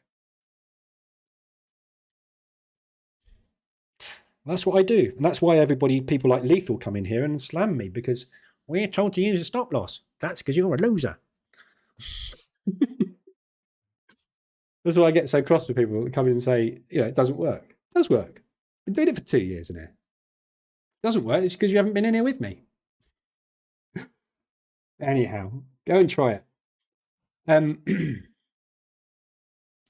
So can we also say break closure below 3-bar reversal on consolidation has a higher probability of going down, but will the candle go down has a 50% probability? Yes. So the difference between the probability of a trade working and not working is yeah. So the probability when you get into a trade, let's look at a higher time frame because makes more sense. So take any signal, bearish engulfing, right? So we've got a lovely bearish engulfing there. The chances of the bearish engulfing working when you hit that button are 50-50. We don't know whether the next candle is going to be bullish or bearish. It doesn't matter to us really. Your trade idea, whether you take money there or don't, is whether or not you're successful.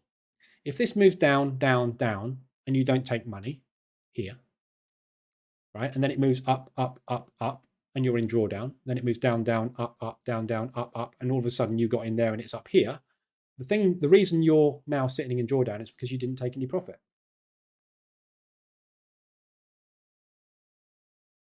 So the probability of a bearish engulfing working is higher probability of a bearish move because we know the sellers are in control.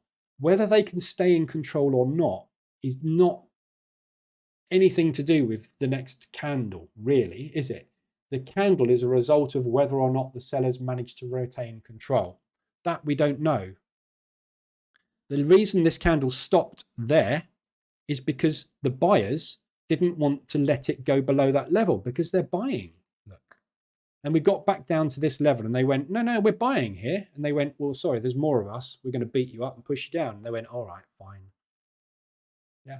So that outcome has got nothing to do with that bearish engulfing. It's whether or not these guys here could defend this level. They couldn't. That's why we got a bearish engulfing. So, the odds of a price moving from here is higher to the upside than it is to the downside historically. So your chances, odds if you like, are still 50-50 as to whether it will or won't, but the probability of you getting a move big enough to make a successful trade are higher. So if you had a stop and a 2-to-1 reward that you needed, the odds of that playing out here are more, but the odds of the candle being in your favor next, or the 2 or the 3, are still always the same. Which is why a lot of people trade what's called an inside bar setup, because when you get an inside bar setup, which I'm trying to find on the chart, there you go. There's an inside bar. That's even better. Look. So here, a lot of people trade what's called an inside bar setup, which is this candle here. This candle is an inside bar of this candle. This candle is an inside bar of this candle. What that forms is what was called a symmetrical triangle. And again, I've got an indicator that draws these things in, symmetrical triangle indicator, and it teaches you how to trade this pattern on here, symmetrical triangles, right? So an inside bar and an inside bar and an inside bar, if you take that and go down onto a lower time frame, you will find price doing that. Yeah. When you get that, there is going to be an explosion in one direction or the other because it can't contract forever. So people trade the inside bar setup. So when you see that and then you see an inside bar, you place a pending order there and a pending order there, right? The chances are that the next candle will be a higher high and a higher low, or it will be a lower high and a lower low. So if you take a breakout of that when the next candle closes, the chances are you'll be in profit and you exit. If you get an inside bar and an inside bar, the chances are you're going to be able to take a break of that or that and end in profit. And in this case, that was the inside bar you needed to trade. You got in long there and you exited at the high. Because why? The sellers pushed back from there last time. We know there's limit orders there. What happened the next time we got there? Limit orders triggered. We tried to push again. What happened? The limit orders triggered. Then the sellers took control. So candlestick patterns This is price action. There is no indicator. No indicators in price action. You can trade price action, and many people, a lot of the most successful people, one of the guys that I spoke about earlier that works in the bank, he only trades price action. He doesn't use any indicators on his chart. Tom Hugard, very well respected and well-known trader, used to work for a broker. He knows exactly what's going on under the hood. Doesn't use any indicators, pure price action. And that's all it's about. And price action is market structure. So when you get a market structure break on a higher time frame, you will find there is a price action candlestick pattern happening. In this case, a bullish engulfing. That bullish engulfing there on the lower time frame, that is the bullish engulfing. That is the market structure break on the lower time frame. So the market reversal alerts indicator alerts you when a condition is changing in the market. In this case, the bull's taking control. Whether the bulls are going to continue to take control, don't know. At the moment, they couldn't push any higher, but the bears couldn't go lower. So we've got an inside bar. Yeah, we are now currently on an inside bar and an inside bar. So if this closes like this, that is a really nice opportunity to take a breakout long with a stop there, a breakout short with a stop there, if you want to use stop losses. Price action. DAX is dropping, Warren's just said. There we go. So there's our 3-bar reversal. There was our low that we couldn't penetrate. Now we have sellers have taken control. Short, stop, if you want to use a stop. Now, whether or not that goes down any further is going to depend on how many people are going to trigger limits in here. No idea. So what's the odds of this going down right now? Same. 50-50, because I have no idea whether or not there's a load of buyers here that are going to buy it and push it back up again. And I've no idea whether or not the sellers that stepped in on that candle here to drive the market down have got enough selling pressure to overpower these buyers. One of two things is going to happen. I don't know which. And everybody in the world is trying to predict this with indicators and all sorts of things, and you can't do it. No one knows where this is going. No one. Not even the banks. This is a battleground. Some of the banks are doing that. Some of the banks are doing that. Even the banks don't know which way this is going. Bob at Barclays has got $21 million to push long on the DAX today. Frank at HSBC has got 20-something million to push short on the DAX today. How much has Frank got compared to this bloke? I don't know. We'll find out. Stay tuned. This afternoon, you will know which bank is winning. But no one can predict it. There's no magic ball that Lethal apparently has, because everything I'm saying is incorrect, that will tell you that, unless he has got a magic 8-ball, and I just haven't found it. One more thing, adding to losses has given you enormous losses at some time. It is a trending move, and the loss is way more than the monthly, quarterly profits. So adding to losses doesn't work. Martingale is the prime example. Everybody goes Martingale. That doesn't work, because what you're doing is you're just doubling up, and eventually you'll blow your account. That's what drawdown control is. So when I add to my losses, yeah, I'm adding to break even or average my position. Yeah, so looking at the CAD Swiss,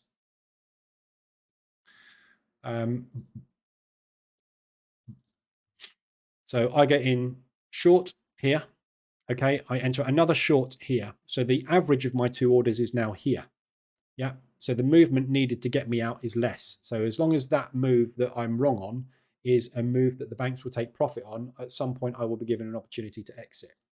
If you get in here, here, and here, right, and the thing just keeps going and going and going, it's going to be so extended that an RSI on the high time frame will get to such a point where the banks will need to take a profit because they won't be able to find any more people that are willing to sell to them up here, and then it will move down.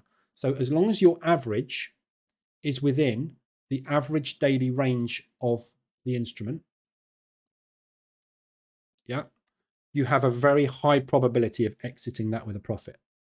Yeah.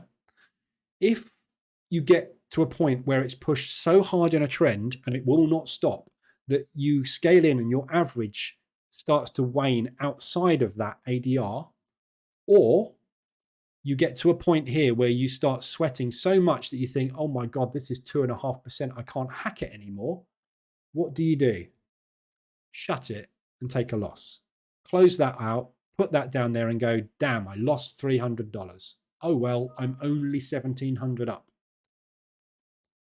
Yeah. So I take losses. If you have added to positions and they have made enormous losses, it's because you didn't close them. This is what I call drawdown control. Yeah. So your job as a position trader is to control that using that. And this is what this column is for. You set yourself a daily target, and that will fill what the profit plus. And this is, I mean, I don't really use this myself because I don't often need it, but you fill that up with, say, like $1,000. So if you're continuously banking, like I've done this morning, just keep sticking stuff in there. As long as you're doing that, you'll get an excess of profit, which you can then use to close that out, and close that out, which will get rid of that. You're still on target for your daily profit, which may be $400, $500, $600, whatever it may be, or 10, 20, 30, depends on your account size. But you use this as your barometer for, I'm really wrong. There's nothing on here that's wrong until I get into 1.5 to 2% on this, on any individual instrument. That's fine. Because all that's happening is I'm temporarily wrong, waiting for the profit take move to start through the banks. Yeah. So if it gets to that point, though, I start doing partial drawdown control.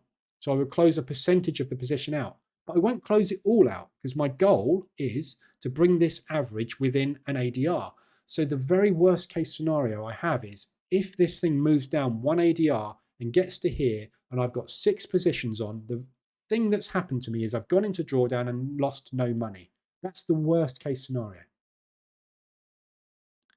Yeah. So if you add to your losers and dollar averaging, go and look it up. Dollar averaging has been used in banks, institutions, and pension funds forever. That's what they do. That's why they make money.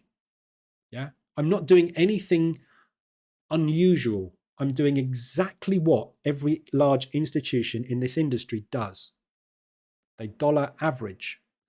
And everybody that says never add to a loser has got a valid point if you are scalping and short time frame trading, because you're trading chop, and that chop could be part of a move that could last for weeks and you'll get it wrong. So you have to use a stop loss. You can't position trade on M5 and scalp on M5 and add to your losses. You should add to your winners. When your winners start to move, get one on there and add another one.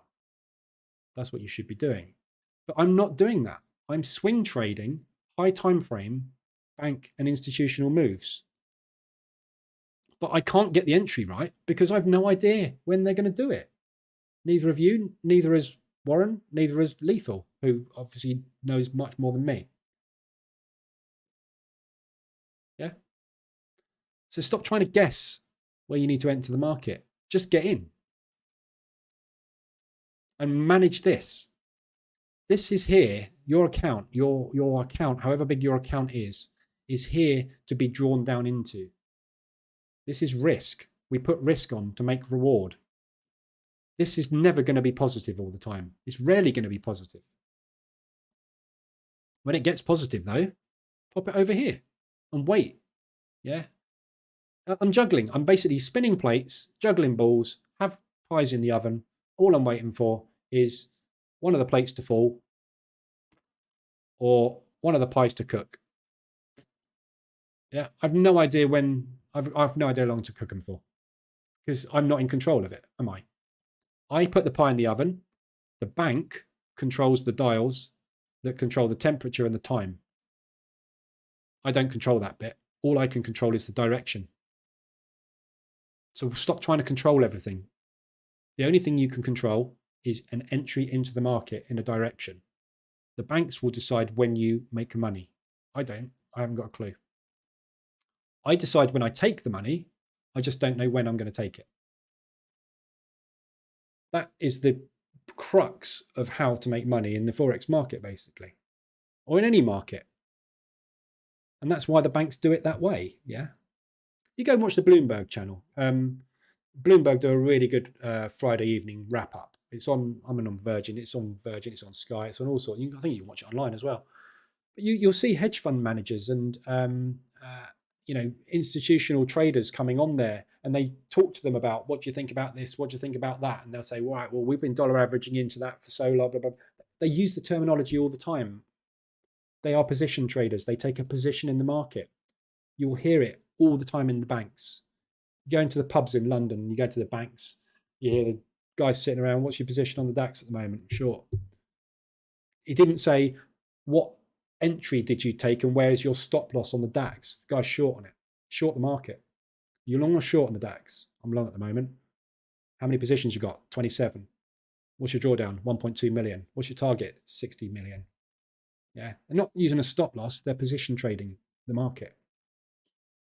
Because they know damn well if they put something into the market on the DAX now short with a $20,000 stop loss, the chances are they will lose $20,000. There's no bank in the world that's going to say, come in, let's lose this money. It doesn't work. It's not how it works. There's our DAX trade. Look. There's our entry. Haven't made any money yet, have we? You know what I mean? There's that low time frames. It's just so it could go mental, but you need to trade when the volatility is there. First hour is where the volatility is. After that, we chop. A lot of the time, we're just chopping around. And this is where everyone trades. They sit here trading, trying to scalp. Algorithmic chop. You can't make money out of this. That's where the moves happen. Get in, get out. You're right, you're wrong. Take it or don't. That's all you can do. You're right. I just have a higher target level when trading a pattern. And when I changed it to break even, the moment I have 30 to 40% profit. Break even stops, I use break even stops in scalping because I need to control my risk. As soon as this thing this morning was in 100 pips of profit, you can see my break even is there. You probably can't see it on the screen, but that's my break even there. As soon as this thing moves 100 pips, bang, break even. Because I do not want to lose money. Because this thing's moving like that. It doesn't do that on the higher time frames. So I don't need a stop. If you break even a position, the chances are it will break even. Think about what you're doing. You are putting liquidity into the market. What does the market do? Find liquidity. At some point, it will move up and down enough to take you out of break even. So if you get in short here, you place a break even stop, they will come up, stop you out, and then move it in your direction. That makes you cross. Why did you get stopped out? Because you used a stop. That's why they call it a stop. They call it a stop loss. It does stop you loss. It stops you losing more. It stops you losing profit. It just stops you trading. It's a stop. It's like exit. So if you put something in the market that says exit with a negative balance, you will exit with a negative balance. If you put something with a stop in a positive balance, you will exit with a positive balance. But whatever happens, you will always exit. People don't boil it back to the simplicity thing, the simple things, do they? They don't think what they're doing. They press the buy button. They don't think, I'm putting something in the market here which is guaranteed to lose me X. Why would you do that? Mental. When you think about it. But I'm only saying that because I've been doing it this way for such a long time that now it just seems ludicrous. Why did I spend 10 years of my life giving the market my money? Nutter. I was a nutter. Do these banks also use price action on some form? No. Like some say they don't use tech analysis and price action, but some say they do. Yeah, believe what you like. I've no idea. The people that I know that worked in the banks, they didn't use price action candlesticks. They didn't use candlestick charts. They used ladder trading. They traded the ladder. If they were the speculative desks, they were trading the ladder. If they were the investment desks, they were entering at a price with liquidity. That was it. Because they're not. It doesn't matter what the chart pattern. What this is a representation of price over time. Think about what you're looking at. A representation of price over time. What happened over that period of time has nothing to do with what is going to happen over the next period of time. Why would a bank pay any attention to what has happened in the past when they need to execute an order? They need to execute an order. What's that got to do with anything? They don't look at candlesticks. A lot of them use, I can't do it on this. They use this type of charting, but it's called cloud charting. So this will all be filled in with a color. Yeah. A bit like the shadow, yeah. A bit like this. So it would look like this. They use this type of chart. So, but what they're paying attention to is this bit, because this bit shows them the direction the market is going in. As far as I know, I don't work for a bank, and this is why you'll find some people in banking, but everybody I know that has been in the banking sector or has done a course on the banking sector teaches nothing to do with candlestick patterns. They teach you how the market works. Anton Creel spent a lot of time in the banking sector. His course is on pure fundamental scorecarding. Doesn't teach you how to read a candlestick chart because it's irrelevant. Totally irrelevant. If the fundamentals for a currency like the pound US dollar show that the pound is fundamentally weak, the dollar is fundamentally stronger than it, you should be doing nothing but sell that thing. Where to get in? No idea. It's not down to you. It's not down to me. It's not down to the banks. It's down to where the momentum for fundamentals takes that thing at a period of time. Part of what I do here is what Anton Creel teaches, but he does it in a much more complicated way.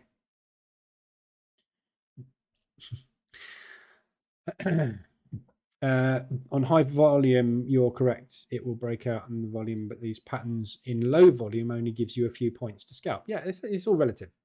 Bigger time frames, bigger moves. Smaller time frames, smaller moves. So look at the higher time frame and then try and get in on the lower time frame. And that's what I teach in the bootcamp. Multi-time frame analysis. And this is why everybody loses money, because they're all trying to scalp the chop. You can't get a directional bias on chop. It's very hard.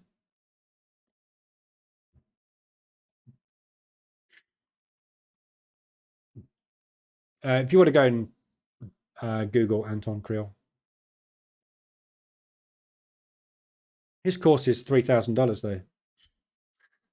There's a lot of free stuff on the web, but his course is thousands. I've taken a lot of courses over the years. Of all the courses I've taken, I would say the most beneficial courses I've ever had were from Anton Creel and from Steve Malrow and from what's his name that does the chart patterns? I keep forgetting his name. Anyway, the king of charts, the king of price action. Because they teach you the things you need to know. Anton teaches you about fundamentals. Steve Malrow teaches you about the mechanics of the market, about the crowd and how the crowd follows the crowd, and how liquidity is placed in the market, which is used to move the market. So he basically teaches you in a nutshell the only thing you need to know about is support and resistance. And candlestick patterns you need to understand because they are a great signal to get in. And all of that put together will give you the basics of market structure, fundamental drivers, and support and resistance. Those are the three things. But they will all teach you, Anton won't, but all the others will teach you to use a stop loss. So I did all of that. I removed that part of my equation and all of a sudden, pop, started making money. Why is it so expensive? I don't know. Because they all want to make a load of money out of courses, don't they? I guess. I don't know. I have done Anton's course, yeah. It's all about this. It's all about this. All this stuff. Fundamentals. Key for directional bias. But it won't help you get in the market. It won't help you give you an entry. You won't have a clue. Just because that says sell doesn't give you any indication of when to get in at all, does it? So you look at the pound US dollar and you go, that's a sell. Brilliant. Where shall I get in? Yeah, that's where you start going, right, all right, well, let's try there, or there, or there, or there. Yeah, try. I will try and get in there. If that doesn't work, I'll try and get in there. If that doesn't work, I guess I'll try and get in there. At some point, the fundamentals say this thing's coming down. I've no idea when it's coming down, how it's coming down, what day it's coming down. I just need to get into it, don't I? So I will pick that level and I will drop down to, so I will go there. I will drop down to M5 and I will wait for this to hit that level. And then I will wait for a reversal alert short and I will get in. And then as soon as this has moved down enough for me to be happy, I will make some money out of it. And I'll keep repeating that process all the time. The fundamentals say I should be shorting it.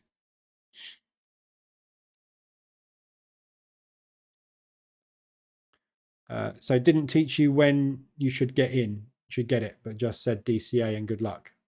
What's that? DCA? I don't know what that is. No, I've never spoken to Anton Creel. I've done his course. It's all recorded. Nothing. This is the thing. The whole industry works on trading education. Most of the money in this industry is made by educators educating people and doing things, teaching you how to do things. All you're doing is you're buying a load of videos. Oh, dollar cost averaging, right? No, he didn't teach me about dollar cost averaging. No,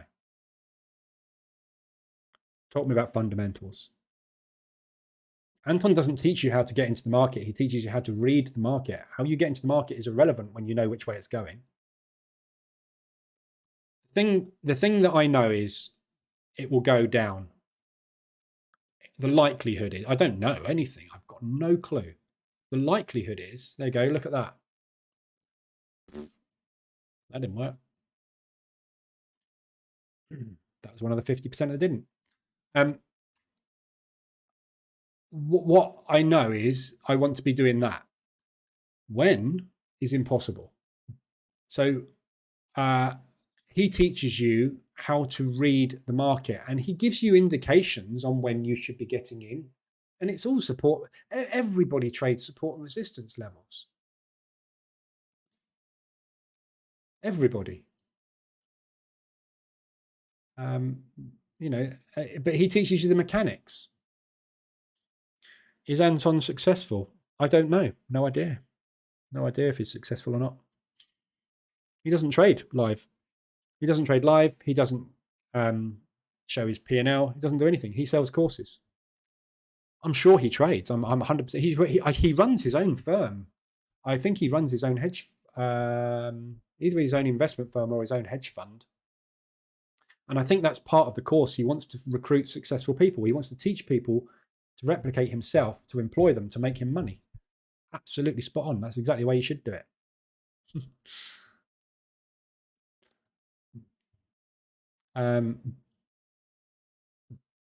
Like Greg Secker. Yeah, I mean, Greg Secker, I have no idea if he makes money or not. No idea. He never trades live, does he? He sells courses. He's got the biggest trading education platform on the web. He makes software. I've no idea if he's successful or not. He's got a Rolls Royce and a helicopter. But, and again, I could win the lottery and have both of those. And does that mean I'm a successful trader? No. I've no idea. I have no idea about these people. I'm not these people. And I never see these people because I spend my entire life trading and in this room. Roger Banks, yeah, no idea. No idea if he makes money. Never shows on stream that he makes money. He shows every now and again the odd trade, which seems to make $20,000, but I've no idea about his P&L. He claims to have made 7 million from 50K. Cool. Show me the P&L. Brilliant. Have you seen the P&L? My P&L's here every day. I've got lots of P&Ls. I run many accounts, many trading accounts. I don't show everything. I'm not going to show everything. Why should I? People come on here and they look and they either like or they don't. They move on or they stay. it's irrelevant to me. I have a mortgage. I have kids. I trade. I make a sideline out of selling indicators as well, which is great. I used to make a sideline out of selling courses. I used to charge 50 quid for the bootcamp. 50 quid. Everybody else, minimum of 250 to 2,500 for the same thing that I teach for free on YouTube. You know, he did show his P&L. Cool. He actually made it on a video. Cool. He made a video of it. Yeah, cool. That's right. I have no idea. I don't. And you know, I don't care because I don't follow him or anybody else. But you've got to be careful of. I'll show you something very simple, right? I'm just going to make a massively profitable trade on the pound Swiss. Ready? Here we go. Oh, I can't do that one. Hang on. Let's find something else I can do. I'm going to have to find an older trade. One on the DAX. Where's that trade on the DAX? There it is. Right. I'm just going to make a massively profitable trade. Hang on. You probably know what I'm going to do. Let me just grab this. Let me just make this huge amount of money. Where's that trade gone? Oh, I can't find it now. What was in there? There it is. Let me just make this massively profitable. One sec.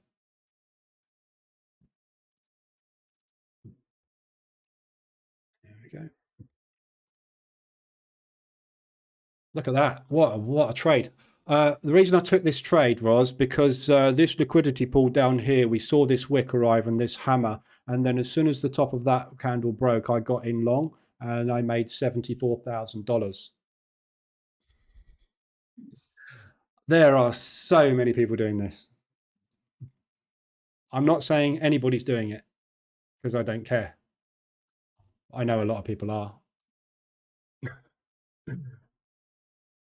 There's a lot of people that have MT4s, which they've set up their own MT4 server. And all this is a spreadsheet imported into MT4. I can export this spreadsheet, manipulate it, change it, upload the whole lot back into my MT4 server, come over here, connect to my MT4 server, and show you a huge profit. None of it ever happened. It can all be done very easily. And certain large educators who are very well known in this industry have been caught. And as soon as you have a go at them, they slap a libel case on you. Not on me, because I've never had a go at them like that. But yeah, be careful with what you see. This unfolds live before your eyes. This P&L is here every day, in here. I don't change it. I just am in here doing this. Now, if I was, you know, when I look at anybody that I'm looking to follow, not now because I don't, but in the past when I've looked at people, I want to see the losses. If you never see the losses, substantial losses, question why. All the EAs with a 70 to 80% strike rate, question them. Because I don't know anybody in the industry that has that is not position trading. It's not impossible. It's obviously possible, but over a short period of time, you know. He's a high volume scalper, which is risky. Yeah, I guess so. I don't know. As I say, I don't follow anybody. I know about everybody, and I've got subscriptions to everybody on YouTube because I'm interested in what goes on in the industry. But I don't know, you know, if you're selling a course, you're selling a course, aren't you? My question would be, and I have to ask the question, and you have to think about the answer to the question. If somebody claims to turn 50,000 into 7 million, why the hell are they spending their time making a course? Go buy a yacht and sit on the bloody thing. Enjoy your life. Yeah? If I could turn 50k into 7 million, you wouldn't bloody see me again. Guarantee it. I would be off. If I could turn 50k into 1 million, I'd be gone. I certainly wouldn't produce a course for you. I don't know. It's just me. Maybe I'm just you know. And if I did produce a course, I'd give it to you for free. I certainly wouldn't charge you for it because I'm a multimillionaire. Why do I need to do that? Oh, hang on a minute. Think about it. I don't know. I'm just skeptical. I've been around too long in this industry. I'm happy you've made your wealth through trading. I haven't made my wealth through trading. I'm a programmer by trade. I make my money. You call it wealth. I call it pay. I'm not a multimillionaire. I make 6 figures a year. That doesn't make me a multimillionaire. It buys me a 4-bedroomed house, a very nice BMW, a Porsche, and stuff. I'm not wealthy by any shape or form. I class somebody that's wealthy that someone's got 50 to 100k in the bank. That ain't me. I've got it in my trading account, but I haven't got it in my bank. Who besides you is a genuine trader, in my opinion? Or you haven't met any besides me? No, there's loads out there. Tom Hugard. I have a lot of respect for Tom Hugard. He does the same as me on YouTube, on Telegram. But he's a high frequency, high risk scalper. And that's not what I can't do that. Too stressful. But I've no idea if Tom makes money. I'm sure he does. I'm 100% sure he does. He calls trades out live, but you know, like everything, I call trades out live in here, but I have more than one trading account. But he certainly makes money on the trades he calls, definitely, yeah. Whether or not you can follow them and hold them and that, it's just you know, when you're scalping, the problem with scalping is, you know, if I call a long here, right, and I take a long, by the time I'm in and out of that trade, you've caught up on the channel and hit the long button. If you make 10 to 15 pips less than me on every trade, you will probably come out with a negative return because it's that tight. The difference between banking 0.25% and not banking 0.25% is often 1 or 2 candles. If you miss it, one of those candles, your P&L is going to be totally different. You have to trade it yourself. You have to do this yourself. I got asked again this morning, and I get asked literally every week without fail, can you set up a signal service? No, because you can't make a living out of signals. What if I get run over by a bus tomorrow? How are you going to pay your mortgage? You're not. Anyway, I've got to go because it's nearly lunchtime. I'm going to be back in an hour. Yesterday even said that his own... True that. Yesterday he said he has his own broker and made a thing called Magic Keys. Oh, is he behind Magic Keys, is he? Roger Banks, is he? And he's got his own broker. Yeah, yeah. Again, little bit like Anton Krill, probably. Yeah. So if he has his own broker and you do his... he sells a course, doesn't he? So let's put it this way. And this is Greg Secker's business model, Anton Krill's business model, as far as I know, right? Sell a course for X, right? Get people into that course. When they come out of that course and they become traders, get them into your brokerage. Why? Because every time they hit the buy or the sell button, you make money on commission. Yeah. So you sell them the course, you sell them some software to trade, you sign them up to your broker. Earn, earn, earn. If you had a business model like that, would you ever trade again? So if Roger Banks has his own brokerage and his own products, why would you trade, especially if you've made $7 million? I don't know. I'm sure he does trade, and he does trade on, I guess, because he goes on YouTube and he has live stuff. So I'm sure he trades, and I'm sure he's very good at what he does. All I'm saying is there's other business models under the hood. Yeah, I sell indicators. I just unfortunately don't make enough money to sell out of selling indicators. If I could sell enough indicators, I'd probably stop trading. Everybody's in it for an easy life. I'm no different, am I? Yeah. If I can make 100 grand a year doing something that I don't have to work for, I'm going to do that. I have no problem with people that do that. As long as they're not selling the dream. That's the thing I don't like, is people selling the dream. His course is free. Yeah, okay. Well, it's fine if your course is free. That's brilliant. Sagar, I used to watch Raja, and when he wasn't famous, and he traded live on YouTube, but now he's more about selling courses and his broker. Most of the trades are not live anymore. Yeah, I don't know. You know, as I say, I know of him, and I've followed him for a while, and I've popped into his live things every now and again,